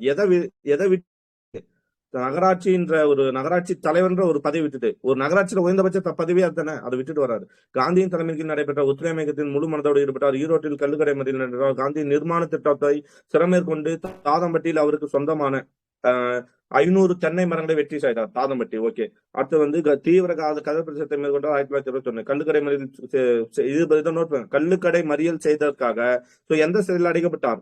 கோவை சிறையில் அடைக்கப்பட்டார். ஓகேவா. 1938 இந்தி எதிர்ப்புக்காக எந்த சிறையில் அடைக்கப்பட்டார்? பெல்லாரி சிறை. இங்க கோவை சிறை. 1922 தமிழ்நாடு காங்கிரஸ் தலைவராக பணியாற்றிய போது எப்போ 1924 கேரளத்துல வைக்கம் தீண்டாமை ஒழிப்பு. அதுல பங்கேற்றாரு. சேன்மா குருகுல தேவி பிராமணர்கள் இழைக்கப்பட்ட அநீதியை கண்டித்தார். இவர்களிடையே தீவிர தொடர்ந்து காங்கிரஸ் ஆண்டு கூட்டங்களில் வகுப்புரிமை பற்றி பேச திருமலை கொண்டு வரல பார்த்தாங்க. திருமணம் அனைத்தும் நிராகரிக்கப்பட்டது. காங்கிரஸ் விட்டு வெளியேறினார். 1925 எல்லாம் பார்த்ததே தான். அப்போது அவர் தமிழ்நாடு காங்கிரஸ் செயலாளராக இருந்தார். எப்போது 1925 அவரு 23ல தலைவராயிட்டாரு. 25ல தமிழ்நாடு காங்கிரஸ் செயலராக இருந்தார். ஓகேவா. சுருங்க கூறி ஈவே ராமசாமி வகுப்புரிமை கூறி ஏற்றுக்கொள்ளப்படாமல் காங்கிரஸை விட்டு வெளியேறி எந்த மாநாட்டுல வெளியேறினாரு? 1925 எல்லாருக்கும் தெரியும். காஞ்சிபுரம் மாநாடு. டேட் நவம்பர் 11 நவம்பர் 11 பார்த்தோம். 1925 நவம்பர் 21 நவம்பர் 25 சார். 25ங்களா? November 25 sir. ஓகே. 1931 1929 பார்த்தோம். ஓகே. 1925 நவம்பர் 25. ஓகே. 1925 நவம்பர் 25ல வெளியேற்றார். ஓகே. அவர் அப்போது காங்கிரஸ் வெளியேற காரணம் அது ஒரு வகுப்புவாத ஸ்தாபனம்னா ஒரு வகுப்புவாத இயக்கம். ஆரியர் பார்ப்பனரின் நலனுக்காகவே பாடுபட்டு வந்த ஒரு ஸ்தாபனம். வர்ணாசிரம பாதுகாப்பின் ஸ்தாபனம் என்பதை தெளிவாக உணர்ந்துதான் அதுல வெளியேறான்னு சொல்லி அதில் சொல்றாரு. விடுதலை 1948 பிப்ரவரி 29 சொல்றாரு. 1948 பிப்ரவரி 29. அது நம்ம கேட்க சான்சஸ் இப்ப சொன்னாரு அப்படின்றத சும்மா நீங்க எந்த பத்திரிகை சொல்லிருக்காங்கன்னா விடுதலை என்ற பத்திரிகையில 1948 பிப்ரவரி 29. ஓகே. முன்மாதிரி இயக்கங்கள். ஈவேரா பெரியசாமியின் சுயமரியாதை இயக்கத்தை துவக்குவதற்கு முன்னால் வெளிநாட்டில் சுயமரியாதை கொள்கைகளுக்கு அமைக்கப்பட்டு செயல்பட்டு வந்த இயக்கங்களை பற்றி அறிந்து கொண்டார். எடுத்துக்காட்டாக லண்டன் பகுத்தறிவாளர் சங்கம். லண்டன்ல என்ன பண்ணிருக்காரு? பகுத்தறிவாளர் சங்கம், அமெரிக்க சுதந்திர சிந்தனையாளர் சங்கம், ரஷ்ய கடவுள் எதிர்ப்பு சங்கம், சீன வாலிப சீனர்கள் ஆகியவற்றை பெரியார் முன்மாதிரி இயக்கமாக இருந்தார். இதெல்லாத்தையும் அவர் ஒரு முன்மாதிரி இயக்கத்தை கொண்டுட்டு இவற்றுள் ரஷ்ய சங்கம் அரசாங்கத்தால் ஆதரிக்கப்பட்டது. நான் சொன்னேன் ரஷ்ய சங்கம் அரசாங்கத்தால் ஆதரிக்கப்பட்டது. இவை இன்று ஆப்கானிஸ்தானாலும் தானத்திலும் துருக்கியிலும் சுயமரியாதை பிரச்சாரங்கள் நடைபெற்றுள்ளன. இச்சங்கங்களின் செயல்பாடுகள் பெரியாருக்கு ஒரு உந்து சக்தியா இருந்துச்சு. அதான் சுயமரியாதையா கொண்டு வராரு. சுயமரியாதை பெரியார் ஈவே ராமசாமி சுயமரியாதையை உயிருக்கு ஒப்பாக கருதினார். நாம் படிச்சு பகுத்தறிவும் சுயமரியாதை அவருடைய இரு கண்கள். சுயமரியாதை அற்றவனை பிணம் என்றுதான் சொல்ல வேண்டும் என்றார். சுயமரியாதை அற்றவனை என்ன சொல்றாரு? பிணம் என்றுதான். சுயமரியாதை இல்லாதவர்களுக்கு இந்தியா அந்நிய ஆதிக்கத்திலிருந்து விடுதலை அடைவதால் எந்த பயனும் இல்லை என்று கருதினார் ஈவேரா. அவருடைய நோக்கில் சுயமரியாதை என்பது சமத்துவம், சம உரிமை, சம வாய்ப்பு. சுயமரியாதை என்ன சொல்றாரு? சமத்துவம், சம உரிமை, சம வாய்ப்பு, சிக்கனம், அன்பு, இரக்கம், ஒழுக்கம் ஆகியவற்றையும் குருட்டு நம்பிக்கை, மூட பழக்கங்கள், தீண்டாமை, பெண்ணடிமை ஒழிப்பு, எளியோரை வலியோர் அடக்கி ஆளாமை, படித்தவர்கள் படிக்காமல் இருப்போரை ஏமாற்றாமல் இருத்தல், பகுத்தறிவு வளர்ச்சி பெறல், தன் முயற்சிக்கு ஊக்கமளித்தல் ஆகியவற்றை உள்ளடக்கியதாகும். சுருங்க கூறின் சுய சிந்தனையும் சுய சார்புடையும் சுயமரியாதையின் இரு கண்கள். அவ்வளவுதான். சுய சிந்தனையும் சுய சார்புடைமையும் சுயமரியாதையின் இரு கண்களினால் பகுத்தறிவும் தன்மானமும் இரு கால்கள். நோட் பண்ணிச்சுங்க. அவருக்கு சுய சிந்தனையும் சுய சார்பும் சுயமரியாதையின் இரு கண்களானால் ஓகேங்களா. பகுத்தறிவும் தன்மானமும் என்ன ஆகுது? இரு கால்களாகும் சொல்லியிருக்காரு. ஓகே. நீதி கட்சியில ஏன் சேரல? நீதி கட்சி பிராமணர்களோடு அனைவரது சமூக சமத்துவத்தையும் உரிமைகளையும் சமவாய்ப்பையும் அடிப்படையாக கொண்டு துவங்கப்பட்டது. அக்கட்சி எதிர்ப்புகளிடையே எதிர்க்கும் அஞ்சாமல் உறுதியுடன் இருந்த சவால்களை சமாளித்து அவ்வியக்கத்தை அழியவிடாமல் காப்பாற்றி மக்களிடையே சுயமரியாதை உணர்ச்சியை ஊட்டி வந்தார்கள் என்பதை பெரியார் ஈவேரா ஏற்றுக்கொண்டார். ஆனால் அக்கட்சி பிராமணர்களை உறுப்பினர்களாக சேர்த்துக் கொள்வது என்ற முடிவை தேன் கூட்டில் நெருப்பு வைக்கப்பட்டது போன்று என்றும் இந்த இயக்கம் செத்து பார்ப்பன ஆதிக்கத்திற்கு மற்றொரு சாதனமாய் மாறிவிடும் என்றும் அஞ்சிய பெரியார் ஈவாறு அக்கட்சியில் சேர்க்கல. நான் பார்த்தோம் இல்லையா? அப்பயே அவருக்கு ஆதரவு வந்துருச்சு. பெரியார் சுயமரியாதைக்கு வரும்போதே ஆதரவு வந்துருச்சு. பெரியாரே எதை ஆதரிச்சிருக்காரு? 1925 இந்து அறநிலை சட்டத்தை பெரியாரே ஆதரிச்சிருக்காரு. ஆனா படிப்படியாக போகும்போது பொப்ளி அரசர் பண்ண தப்புனால நீதி கட்சி ரொம்ப சரிவடைஞ்சிருச்சு. ஏன்னா பாத்தீங்கன்னா பொப்ளி அரசர் என்ன பண்ணுவாரு? ரொம்ப எதேச்சதிகாரத்தால செயல்படுவாரு. தனக்கு சொந்தமானவர்களுக்கு பதவியில கொடுத்தாரு அப்படின்னு நம்ம பார்ப்போம். அப்படி இருக்கும்போது பொப்ளி அரசர் ஆட்சியை கைப்பற்றணும்னு சொல்லிட்டு என்ன பண்ணாரு? பிராமணர்கள்ல உள்ள சேர்த்துக்கிட்டாருன்னு நம்ம படிச்சோம். ஞாபகம் இருக்குங்களா? 2 பாயிண்ட். பெரியாருக்கு சப்போர்ட் பண்ணணும் ஒண்ணு, அவரோட ஆதரவு வாங்கணும், பெரியவரோட ஆதரவு எப்படியாவது வாங்கணும்னாரு. ரெண்டாவது என்ன, பிராமணர்களுக்கு வந்து என்ன, பிராமணர்ல இடம் கொடுத்தாரு. சோ கண்டிப்பா பிராமணர் இருக்கிற இடத்துல பெரியார் வந்திருப்பாரா? கண்டிப்பா வந்துட மாட்டார். சோ அப்போ நீங்க நீதி கட்சி இதாயிட்டு போகுது, டம்மி ஆயிட்டு போகுதுன்ற ஒரு காரணத்துக்காக யார உள்ள இழுக்கிறீங்க? பிராமணர்ல உள்ள இருக்கிறீங்க. ஆனா இதோட நோக்கமே என்ன? பிராமணர் அல்லாதோர் இயக்கம் தான் இது. சோ பிராமணர்ல உள்ள இழுக்கும் போது அப்போ பெரியார் என்ன சொல்றேன்னா, தேன்கூட்டில் நெருப்பு வைக்கப்படுவது போன்று இந்த இயக்கம் என்ன பண்ணும்? பார்ப்பன ஆதிக்கத்திற்கு மற்றொரு சாதனமாய் மாறிவிடும். அப்புறம் அஞ்சே பெரியார் ஈவரா கட்சியில் சேரல. சரிங்களா? ஓகேவா? ஓகே. ஆனால் அக்கட்சியை ஆதரித்தார். எனினும் கட்சி உத்தியோக வேட்கை கட்சியாக இருந்தார். ஒரு உத்தியோக வேட்கை கட்சி, நீங்க வேட்டை கட்சி, சரி. உத்தியோகம்னா என்னது? பணி. ஆமா தானே? அதுல எல்லாமே மாறி மாறி என்ன பண்ணாங்க? அமைச்சரவை அமைக்கணும், முதலமைச்சர் ஆகணும், அமைச்சரவை அமைக்கணும், பதவி வேணும் அப்படின்னு தானே அப்போ அந்த சமயத்துல போயிட்டு இருக்கு, பொப்ளியார் இருக்கிற சமயத்துல. சோ பெரியார் என்ன பண்றாரு? அவரை தேடி அமைச்சரவை வந்தாலும் அதை வேணான்ட்டாரு. ராஜாஜி கூப்பிட்டு அமைச்சர் பதவி கொடுத்து வேணான்ட்டாரு. நீதி கட்சியில முதலமைச்சர் ஆகிற வாய்ப்பு வந்து அது வேணான்ட்டாரு. சோ அப்போ பெரியாருக்கு என்ன இல்ல, உத்தியோகம், அந்த பணி, அரசு அதிகாரம்ன்ற ஒரு வேட்கை அவருக்கு கிடையாது. ஆனா நீதி கட்சி என்ன சொல்றாருன்னா, உத்தியோக வேட்கை, அதாவது அரசு பணி வேணுன்ற ஒரு வேட்கை கட்சி, வேட்டை கட்சியாவே பாக்குறாரு. எனவே பெரியார் சுயமரியாதை இயக்கத்தை, அதனாலதான் நம்மளா இருந்தா என்ன பண்ணிப்போம்? அன்னைக்கு வந்து என்ன வந்திருக்கும்? காங்கிரஸ்ல என்ன தொட்டிட்டானா, இல்ல நான் வந்துட்டேன் காங்கிரஸ் தாண்டி நான் எங்க போயிருப்பேன்? நீதி கட்சியில போய் சேர்ந்திருப்போம். ஆனா பெரியார் யார் நீதி கட்சியை விட்டுட்டு சுயமரியாதை இயக்கம்னு ஒண்ணு தொடங்கியிருக்காருன்னா காரணம் இதுதான். ஓகேங்களா? சோ எனவே பெரியார் சுயமரியாதை தொடங்கி அதன் தனித்தன்மை நிலைநாட்டுது. நான் உங்களுக்கு ஏன் இதெல்லாம் சொல்றேன்னா, இதை படிச்சுட்டு போயிட்டே இருக்கலாம். ஆனா படிச்சா அது மைண்ட்ல நிக்காது. நீங்க வெறும் படிப்பா போயிட்டு இருக்கிறது வந்து தவறு, உண்மையா தவறு. இந்த இடத்துல நான் சப்போஸ் பெரியார் கூட நின்று இருந்தா நான் இப்படிதான் யோசிப்பேன், இல்ல நான் நீதி கட்சியா இருந்தா இப்படிதான் யோசிப்பேன்னு நீங்க ஒரு புரிதலோட போறதுக்கு தான் நான் இதெல்லாம் வெளியே சொல்றேன். இல்லைன்னா நான் எனக்கும் பெரியாருக்கும் சம்மந்தம் கிடையாது, எனக்கும் நீதி கட்சி சம்மந்தம் கிடையாது, எனக்கும் பிராமணருக்கும் சம்மந்தம் கிடையாது. இருந்தாலும் நான் இந்த இடத்துல உள்ள எவ்வளவு டீட்டெயிலா இதை நான் உள்வாங்க முடியுமோ அவ்வளவு உள்வாங்குவேன், இதை உணர முடியுமா உணர்றேன். அந்த மாதிரி நீங்களும் உணர்ந்தீங்கன்னா இதெல்லாம் மறக்காம ஒரு ஸ்டோரியா உங்க மைண்ட்ல நிற்கும். நமக்கு வந்து இயர்ஸும் பெயரும் அந்த அந்த கலகங்கள் நடந்த இடம் தான் மறக்கணுமே தவிர இந்த கதை வந்து என்னைக்கும் மறக்கக்கூடாது. ஓகேங்களா? சோ அதனால இந்த கதையாவே தான் நான் போறேன். எனக்கு தெரியும் நீங்க நிறைய பேர்ல எந்த சாதி ஆனாலும் நீங்க இருப்பீங்க. நீங்க பெரியாரை எதிர்க்கிறவங்களாவும் இருந்திருப்பீங்க, நீங்க பிராமணர்களா கூட இதுல இருந்திருக்கலாம். ஆனா இது கதை, இது ஸ்டோரி, இதுக்குள்ள உள்வாங்கிதான் ஆகணும். சரிங்களா? ஓகே. சோ எனவே பெரியார் சுயமரியாதை போனாரு, பரபரான ரிவோல்ட் என்ற இதழை நடத்தினார். ஆங்கிலம் தெரிந்த மக்களிடையே நான் பார்த்துருப்போம் இல்லையா, ரிவோல்ட்ன்றது 1928. ஓகேங்களா? அது என்ன இதழ்? ஆங்கில இதழ். பேர்ல வந்து ஆங்கிலம் தெரிந்த மக்களிடையே சுயமரியாதை கொள்கை பரப்புவதாக ரிவோல்ட் என்ற இதழை நடத்தினார் 1928. சுயமரியாதை இயக்கம் வேர் பிடித்து வளர நீதி கட்சியை பயன்படுத்தி கொண்டார். சுயமரியாதை இயக்கம் வேர் பிடித்து வளர எதை பயன்படுத்தாரு? நீதி கட்சியை அவர் பயன்படுத்திக்கிட்டாரு. 1929 செங்கல்பட்டு நடைபெற்ற சென்னை மாகாண சுயமரியாதை முதல் மாநாடு இதை தெளிவுபடுத்தியது. அவரே சொல்றாரு. ஓகேங்களா? சோ இந்த வரலாற்று முக்கியத்துவம் மாநாடு சுயமரியாதை இயக்கத்தின் தோற்றுவாய். அப்போ சுயமரியாதை இயக்கத்தின் தோற்றுவாயாக கருதப்பட்டது என்னது? அந்த செங்கல்பட்டு நடைபெற்ற சென்னை மாநாடு. இந்த செங்கல்பட்டு நடந்த மாநாடு யாருக்கு முக்கியத்துவம் கொடுத்திருக்கோம்? நம்ம புக்ல படிச்சிருப்போம்.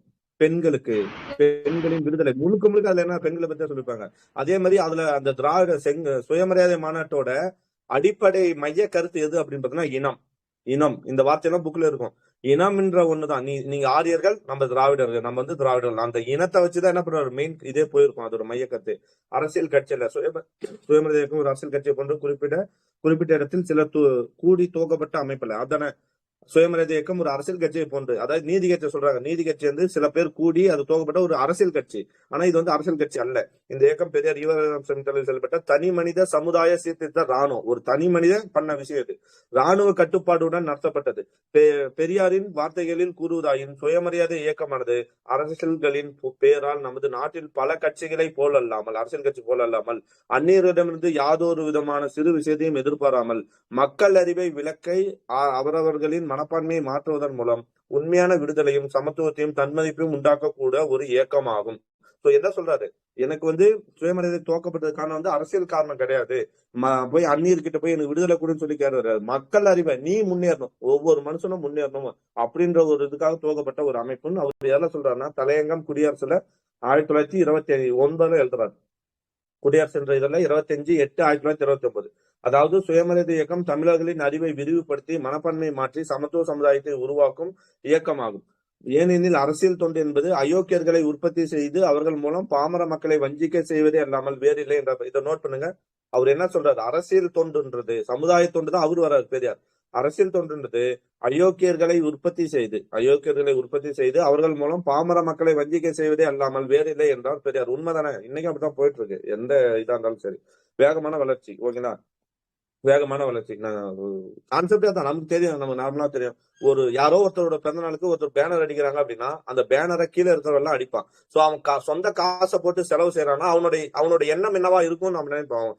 10,000 இருக்கிற காசு செலவு பண்றான்னா கண்டிப்பா அந்த 10,000 எடுக்குன்னு தான் நினைப்பான். அது யாரா இருந்தாலும் சரி. பெரியார் ஈவே ராமசாமியால் துவக்கப்பட்ட சுயமரியாதை இயக்கம் வேகமாக வளர துவங்கியது. இந்த வேகமான வளர்ச்சியை கண்ட நீதி கட்சி தலைவர்கள் அதன்பால் ஆர்வம் காட்டினர். 1929 மே மாதம் பட்டுக்கோட்டையில் எஸ் குருசாமியின் தலைமையின் கீழ் மாபெரும் சுயமரியாதை நடைபெற்றது. நம்ம எங்க பட்டுக்கோட்டையில நம்ம 1929 செங்கல்பட்டும் மட்டும் போயிடுவோம். 1929 தான் உங்களுக்கு இன்னொரு கேள்வி. யாரு பனகலரசர் நடேச முதலியார். ஓகேங்களா? நீதி கட்சியோட நடேச முதலியார் எந்த வருஷம் நீதி கட்சிக்கு தலைமை தாங்கி மாநாட்டுக்கு தலைமை தாங்கி இருப்பாருன்னா 1929 நடந்திருக்கும். சரிங்களா? அந்த டேட்டு இங்க சொல்லிட்டேன், நோட் பண்ணி வச்சுங்க.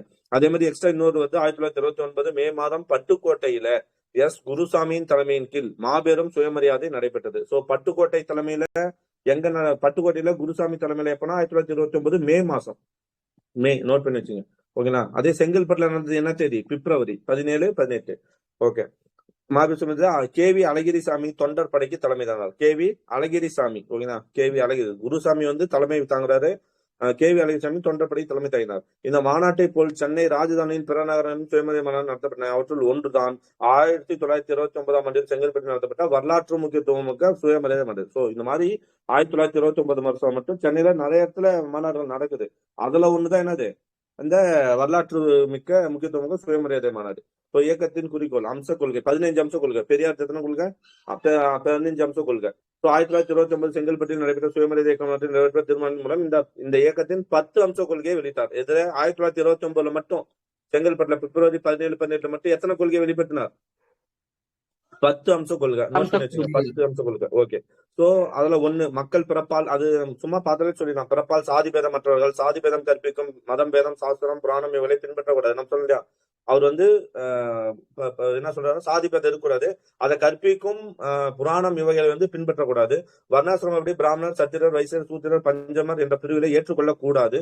மக்களிடையே தீண்டாமை ஒழித்து பொது கிணறு குளம் பள்ளிக்கூடம் சத்திரம் தெரு கோயில் முதலியவற்றில் பொது மக்களுக்கு சம உரிமை இருக்க வேண்டும். இவற்றுக்கு எதிர்ப்பு வந்தால் அரசாங்கம் மூலம் சட்டம் இயற்றி. சோ இந்த வார்த்தையில தான் நம்ம என்ன பண்றோம்? பின்னாடி திமுக ஆட்சியிலோ அதிமுக ஆட்சியிலோ என்ன சட்டமாக ஏற்றப்பட்டது.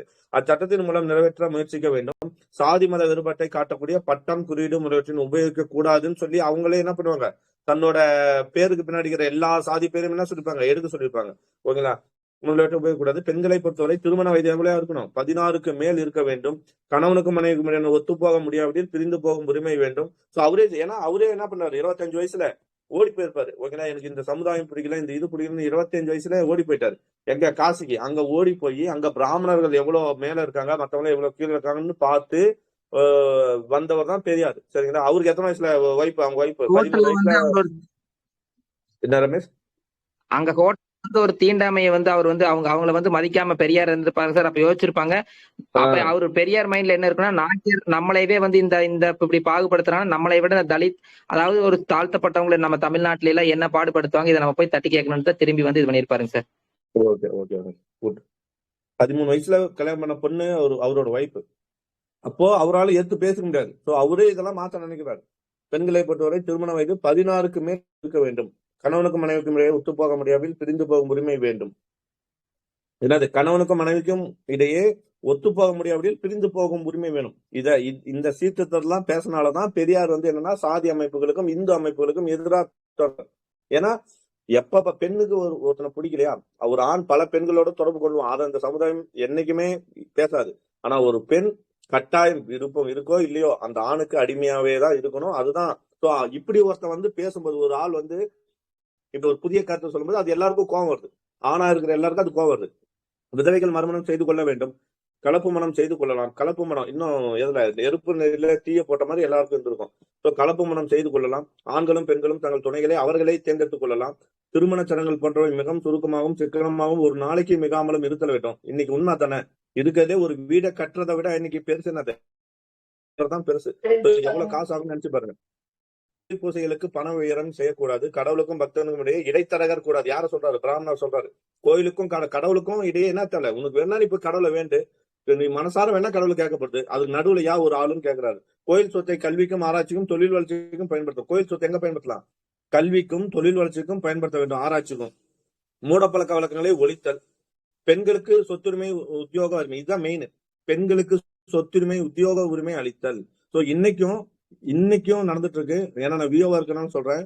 இன்னைக்கும் எத்தனையோ பேரு பெண்களுக்கு சொத்து கொடுக்க மாட்டாங்க. ஓகேங்களா? ஆனா அந்த வாரிசு உரிமை, வாரிசு சட்டம் ஒண்ணு இருக்கு பாருங்க. யாரெல்லாம் வாரிசு வராங்களோ அந்த வாரிசுகள் எல்லாருக்கும் என்ன பண்ணும்? சொத்து ஈக்குவலா போகும். அந்த வாரிசு உரிமை சட்டத்தை மட்டும் பெரியார் கொண்டு வந்த கருத்து இது. மத்த இந்தியாவில ரொம்ப தமிழ்நாட்டை முன்னுதாரணமா கொண்டுதான் என்னது இந்தியாவில இந்த சட்டம் கொண்டு வரப்பட்டது. ஆனா அது ரொம்ப டூ லேட். ஆனா இத தமிழ்நாட்டுல யாரோட கருத்தின் அடிப்படையில இது உருவாக்கப்பட்ட எந்த வருஷம் ஞாபகம் வரணுமே? 1989 கருணாநிதி பீரியடுங்க சார். கருணாநிதி. சோ இத பெண்களுக்கு சொத்துரிமை இல்லைன்னா எத்தனையோ பெண்கள்ல வாரிசுல பேர் கூட சேர்த்த மாட்டாங்க. ஏன்னா வாரிசு உரிமைக்கு என்ன, ஒரு அப்பா இறந்துட்டாருன்னா அவருக்கு மேல இருந்த சொத்து 5 பேர் பசங்க, 3 பசங்க 2 பொண்ணுங்கன்னா 3 பசங்களுக்கு மட்டும்தான் அந்த சொத்து பங்குன்னு இருக்குது. அதுதான் நம்மளோட வழக்கம். இன்ன வரையும் அது பங்கு பெறாங்க. ஆனா வாரிசு உரிமைன்ற இந்த சட்டத்தின் அடிப்படையில 5 பேர்னா பெண்களுக்கும் பங்கு சேரும், ஈக்குவல் ஷேர் அவங்களுக்கும் உண்டு அப்படின்ற ஒரு கருத்து இன்னைக்கு வரை இருக்கிறதுனாலதான் பெண்களை அட்லீஸ்ட் சேர்த்துக்கிட்டு என்ன பண்றாங்க, அவங்களுக்கு தேவையானதை செய்யறாங்க. அட்லீஸ்ட் 1 லட்சம் ரூபாய் பணம், ஒரு லேண்ட் இருக்கும், 1 ஏக்கர் லேண்ட் இருக்கும். அந்த 1 ஏக்கர் லேண்டுக்கு அட்லீஸ்ட் ஒரு 20,000 பணம் உன் பங்குக்கு நீ பணம் வச்சுக்கோ, ஏன்னா உனக்கு கல்யாணம் பண்ணி கொடுத்துட்டேன் அப்படின்ற ஒரு கருத்து அந்த 20,000 பணமாச்சும் கொடுக்குறாங்க. அதுக்கு காரணம் என்னன்னா இந்த சொத்துரிமை தான். சோ இதெல்லாம் கொண்டு வந்த ஒரு மனுஷன் தான் பெரியார். இதெல்லாம் நம்ம கண்ணு கொண்டு பார்த்தோம்னா பெரியார் யாருன்னு எல்லாருக்கும் புரியும். உத்தியோக உரிமை அளித்தல், ஆசிரியர்கள் அனைவரும் பெண்களாகவே இருக்க வேண்டும். ஆசிரியர்கள் அனைவரும் பெண்களாகவே இருக்க வேண்டும். தீண்டத்தகாதோர் என்று ஒதுக்கி வைக்கப்பட்ட உணவு, உடை, புத்தகம் ஆகியவற்றை கொடுத்து அவர்களுக்கு கல்வி அளிக்கணும். அவர்களுக்கு அரசாங்க நிலங்களை வழங்கணும். பிராமணர் அல்லாத இளைஞர்களுக்கு உள்ள தடைகளையும், பிராமணர் அல்லாத இளைஞர்களுக்கு அப்படின்னா ஒட்டுமொத்த பிசி, எம்பிசி, எஸ்சி எல்லாரையும் சொல்றாரு, உள்ள தடைகளையும் இடர்பாடுகளையும் நீக்க வேண்டும். கல்வி சம்பந்தமாக தாய்மொழி, அரசாங்க மொழி தவிர பிறமொழி கல்விக்கு பொது பணம் செல்லக்கூடாது. கல்வி சம்பந்தமாக தாய்மொழிக்கும் அரசாங்க மொழி தவிர பிற மொழிக்கு என்ன பண்ண பொது பணம் செலவிடக்கூடாது. ஆரம்ப கல்விக்கு பொது பணத்தை செலவழித்து கட்டாயமாக கற்பிக்க வேண்டும். உயர்நிலை கல்விக்கு பொது நிதியை செலவிடக்கூடாது. அரசாங்க அலுவலர்களுக்கு தேவைப்பட்டால் வகுப்பு வாரி ஒதுக்கீட்டின்படி மாணவர்களை தேர்ந்தெடுத்து படிப்பிக்க வேண்டும். அரசாங்க அலுவலர்களுக்கு மாணவர்கள் என்ன பண்ணுவோம், வகுப்பு வாரி ஒதுக்கீட்டின்படி தேர்ந்தெடுக்கணும். 15 சிற்றுண்டி, ஓட்டல் முதலிய இடங்களில் வேறுபாடு எதுவும் இருக்கக்கூடாது. ஸோ ஓகேங்களா? இதை என்னைக்கு கொண்டு வந்திருக்காரு? 1929 கொண்டு வந்திருக்காரு. இன்னைக்கு எத்தனையோ கட்சிகள் வருது, பாக்குறோம், போயிட்டு இருக்கு. ஆனா இந்த மாதிரி 15 அம்சங்களை அவங்க கொள்கையை கொள்கையா தூக்கி பிடிச்சாங்கனாலே அவங்க தமிழ்நாடு நல்லா இருக்கும். ஓகே, மேற்கண்ட நோக்கங்களின் கொள்கைகளும் கருத்துக்களும் இதற்கு முன்பிருந்த சீர்திருத்தவாதிகள் சொல்லி இருக்கிறார்கள் என்பதை பெரியார் ஈவேரா நினைவுபடுத்தவில்லை. மேற்கண்ட நோக்கங்களையும் கொள்கைகளும் கருத்துக்களும் இதற்கு முன்பு இருந்த சீர்திருத்தவாதிகளும் என்ன பண்ணிருக்காங்க, சொல்லி இருக்கிறார்கள் அப்படின்ற பாயிண்ட் அவர் சொல்லிட்டார்.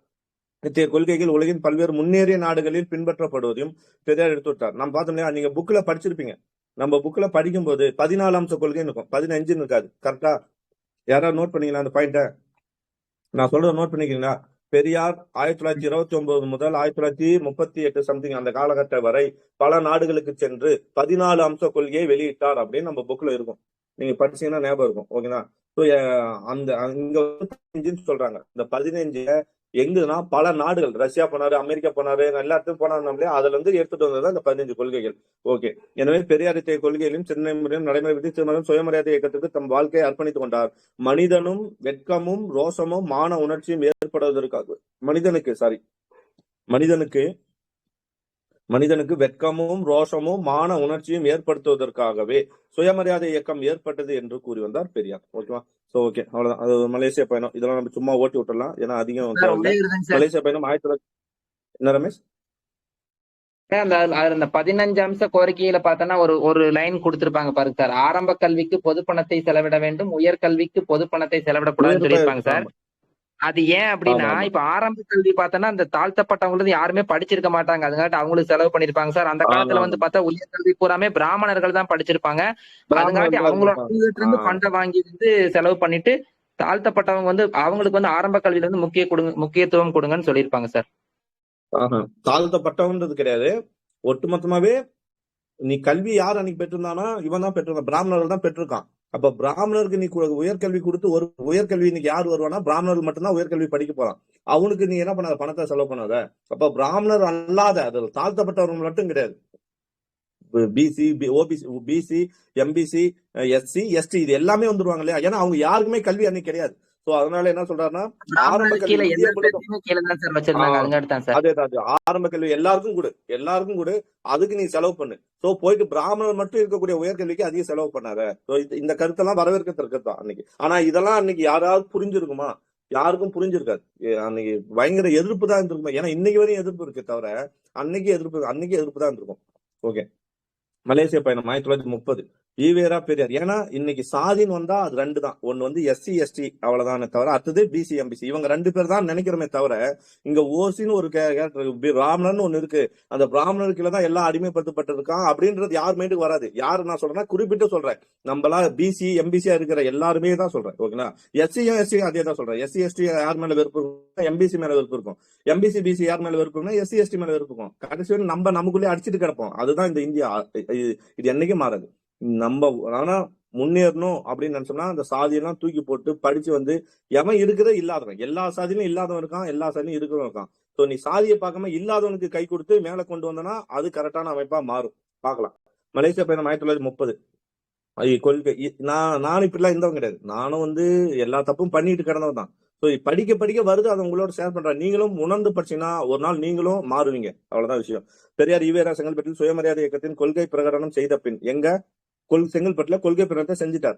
சோ பயணம் செய்து தீவிர பிரச்சாரம் செய்தார். சோ அதுல 1930 செய்யறார். மலேசிய பிரச்சார பயணத்தை முடித்துக் கொண்டு நாகை திரும்பிய பெரியார் தாடி வளர்க்க நான் பார்த்தோம். மலேசியா பயணத்துல தான் என்ன பண்ணிருப்பாரு, தாடி வளர்க்க தொடங்கியிருப்பாரு அப்படின்னு பார்த்தோம். சோ நாகை வராரு. தமிழ்நாடு எங்கும் சுற்றுப்பயணம் இருக்கட்டும் உண்மை நாடுவோர் சங்கம், தாராள சிந்தனையாளர் சங்கம், பகுத்தறிவு கழகம் அமைப்புகளை துவக்கினார். உண்மை நாடுவோர், தாராள சிந்தனை இதெல்லாம் துவங்குறாரு. சமதர்ம அதிகாரி கம்யூனிஸ்ட் சமதர்ம அதிகாரியை தமிழாக்கம் செய்து சமதர்ம அதிகாரி கம்யூனிஸ்ட் மேனிபெஸ்டோ அதை வந்து தமிழகம் செய்து வெளியிட்டாரு. 1921 மாகாண 3வது பார்த்தோம்ல விருதுநகர் என்ன இருந்துச்சு, அங்கதான் இருந்துச்சு. செங்கல்பட்டு ஃபர்ஸ்ட், ரெண்டாவது கோவையா. செங்கல்பட்டு மாநாடு வந்து 1929 2 ஈரோடா. ஓகே, 2 ஈரோடு. 3வது எங்கன்னா விருதுநகர். அதான் சொல்லியிருக்காங்க. 1931 ஆண்டு விருதுநகரில் மாகாண 3வது சுயமரியாதை மாநாடு நடத்தப்பட்டது. தமிழ்நாடு எங்கும் சமதர்ம சங்கம் நிறுவப்பட்டது. அடுத்த 1930 எகிப்து ரஷ்யா போறது. எகிப்து, ஜெர்மனி, போர்கள் இலங்கை ஆகிய 11 மாதங்கள் நாடுகளில் 11 மாதம் இயக்கம் பற்றி நாடுகளில் இந்த கலந்துரையாடினார். போது பொருளாதார சமுதாய முறை பொது பட்டியலம் செய்து கொண்டார். புதிய கருத்துக்களோடும் அனுபவம் தமிழ்நாடு தமிழ்நாடு எப்போ 1930 நவம்பர் 11 என்ன பார்த்தோம், தேசிய கல்வி நாளா. மௌலானா அப்துல் கலாம் ஆசாத் அவர் பிறந்த நாள் 1900. ஆமா, நவம்பர் 11 ஞாபகம் வச்சுக்கலாம். சரிங்களா? ஓகே, 1932 வெளிவர்றாரு. அதாவது சிம்பிளா படிச்சுலாம் 1929 சுயமரியாதை மாநில கொள்கையை இந்த கொள்கையை பரப்புவதற்காக முதல் நாடு மலேசியா. நாகை வந்து தாடி வளர்க்க தமிழ்நாடு ஃபுல்லா உண்மை பகுத்தறிவு அமைப்புல 1932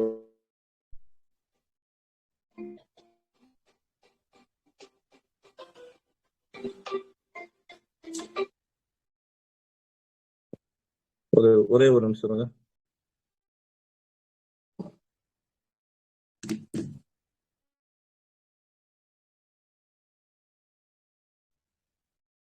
இப்போ ஓகேவா இல்ல அப்படிதான் இருக்கா?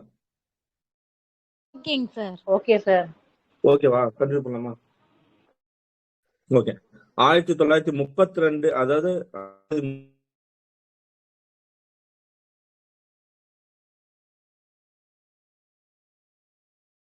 சார் வாய்ஸ் கேட்கல சார்.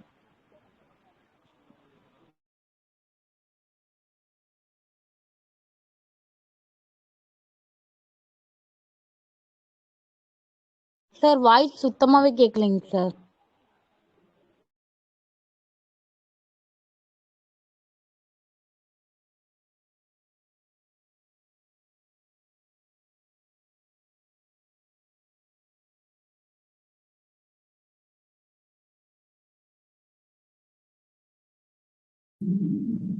இப்போ ஓகேவா? ஸ்கிரீன் இதா இருக்கும். இப்ப கேக்குதா? கேக்குதுங்க சார். ஸ்கிரீன் பிளாக்கா இருக்குங்க சார். ஓகே ஸ்கிரீன் வச்சுல ஒண்ணும் இல்ல. ஸ்கிரீன் வரலைங்க சார். வந்துரும். இப்போ ஓகேவா? அப்புறமா ஓகே சார். ஓகே. அதாவது ஒரு பெரியார் வந்து சுயமரியாதை இயக்கத்தை வந்து 1989 என்ன பண்றா, அந்த வந்து 80 செந்தில் பெருமாள் வெளிப்படுத்தி ஃபர்ஸ்ட் போறாரு.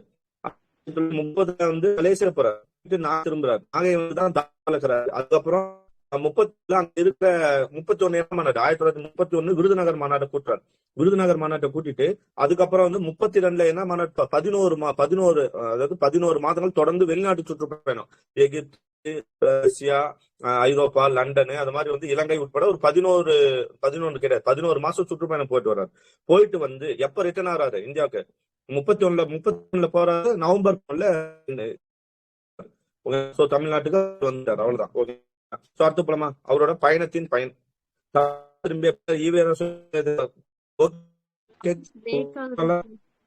வாய்ஸ் பிரேக் ஆகுதுங்க சார். ஓகே. என்ன பண்ணலாம் சார்? இப்ப பேசும்போது கேக்குது சார், ஆனா படிக்கும் போது தான் சார் பிரேக் ஆகுது. படிக்கும்போது தான் பிரேக் ஆகுதா? சரி செய்யறாங்க. இது பரவாயில்ல.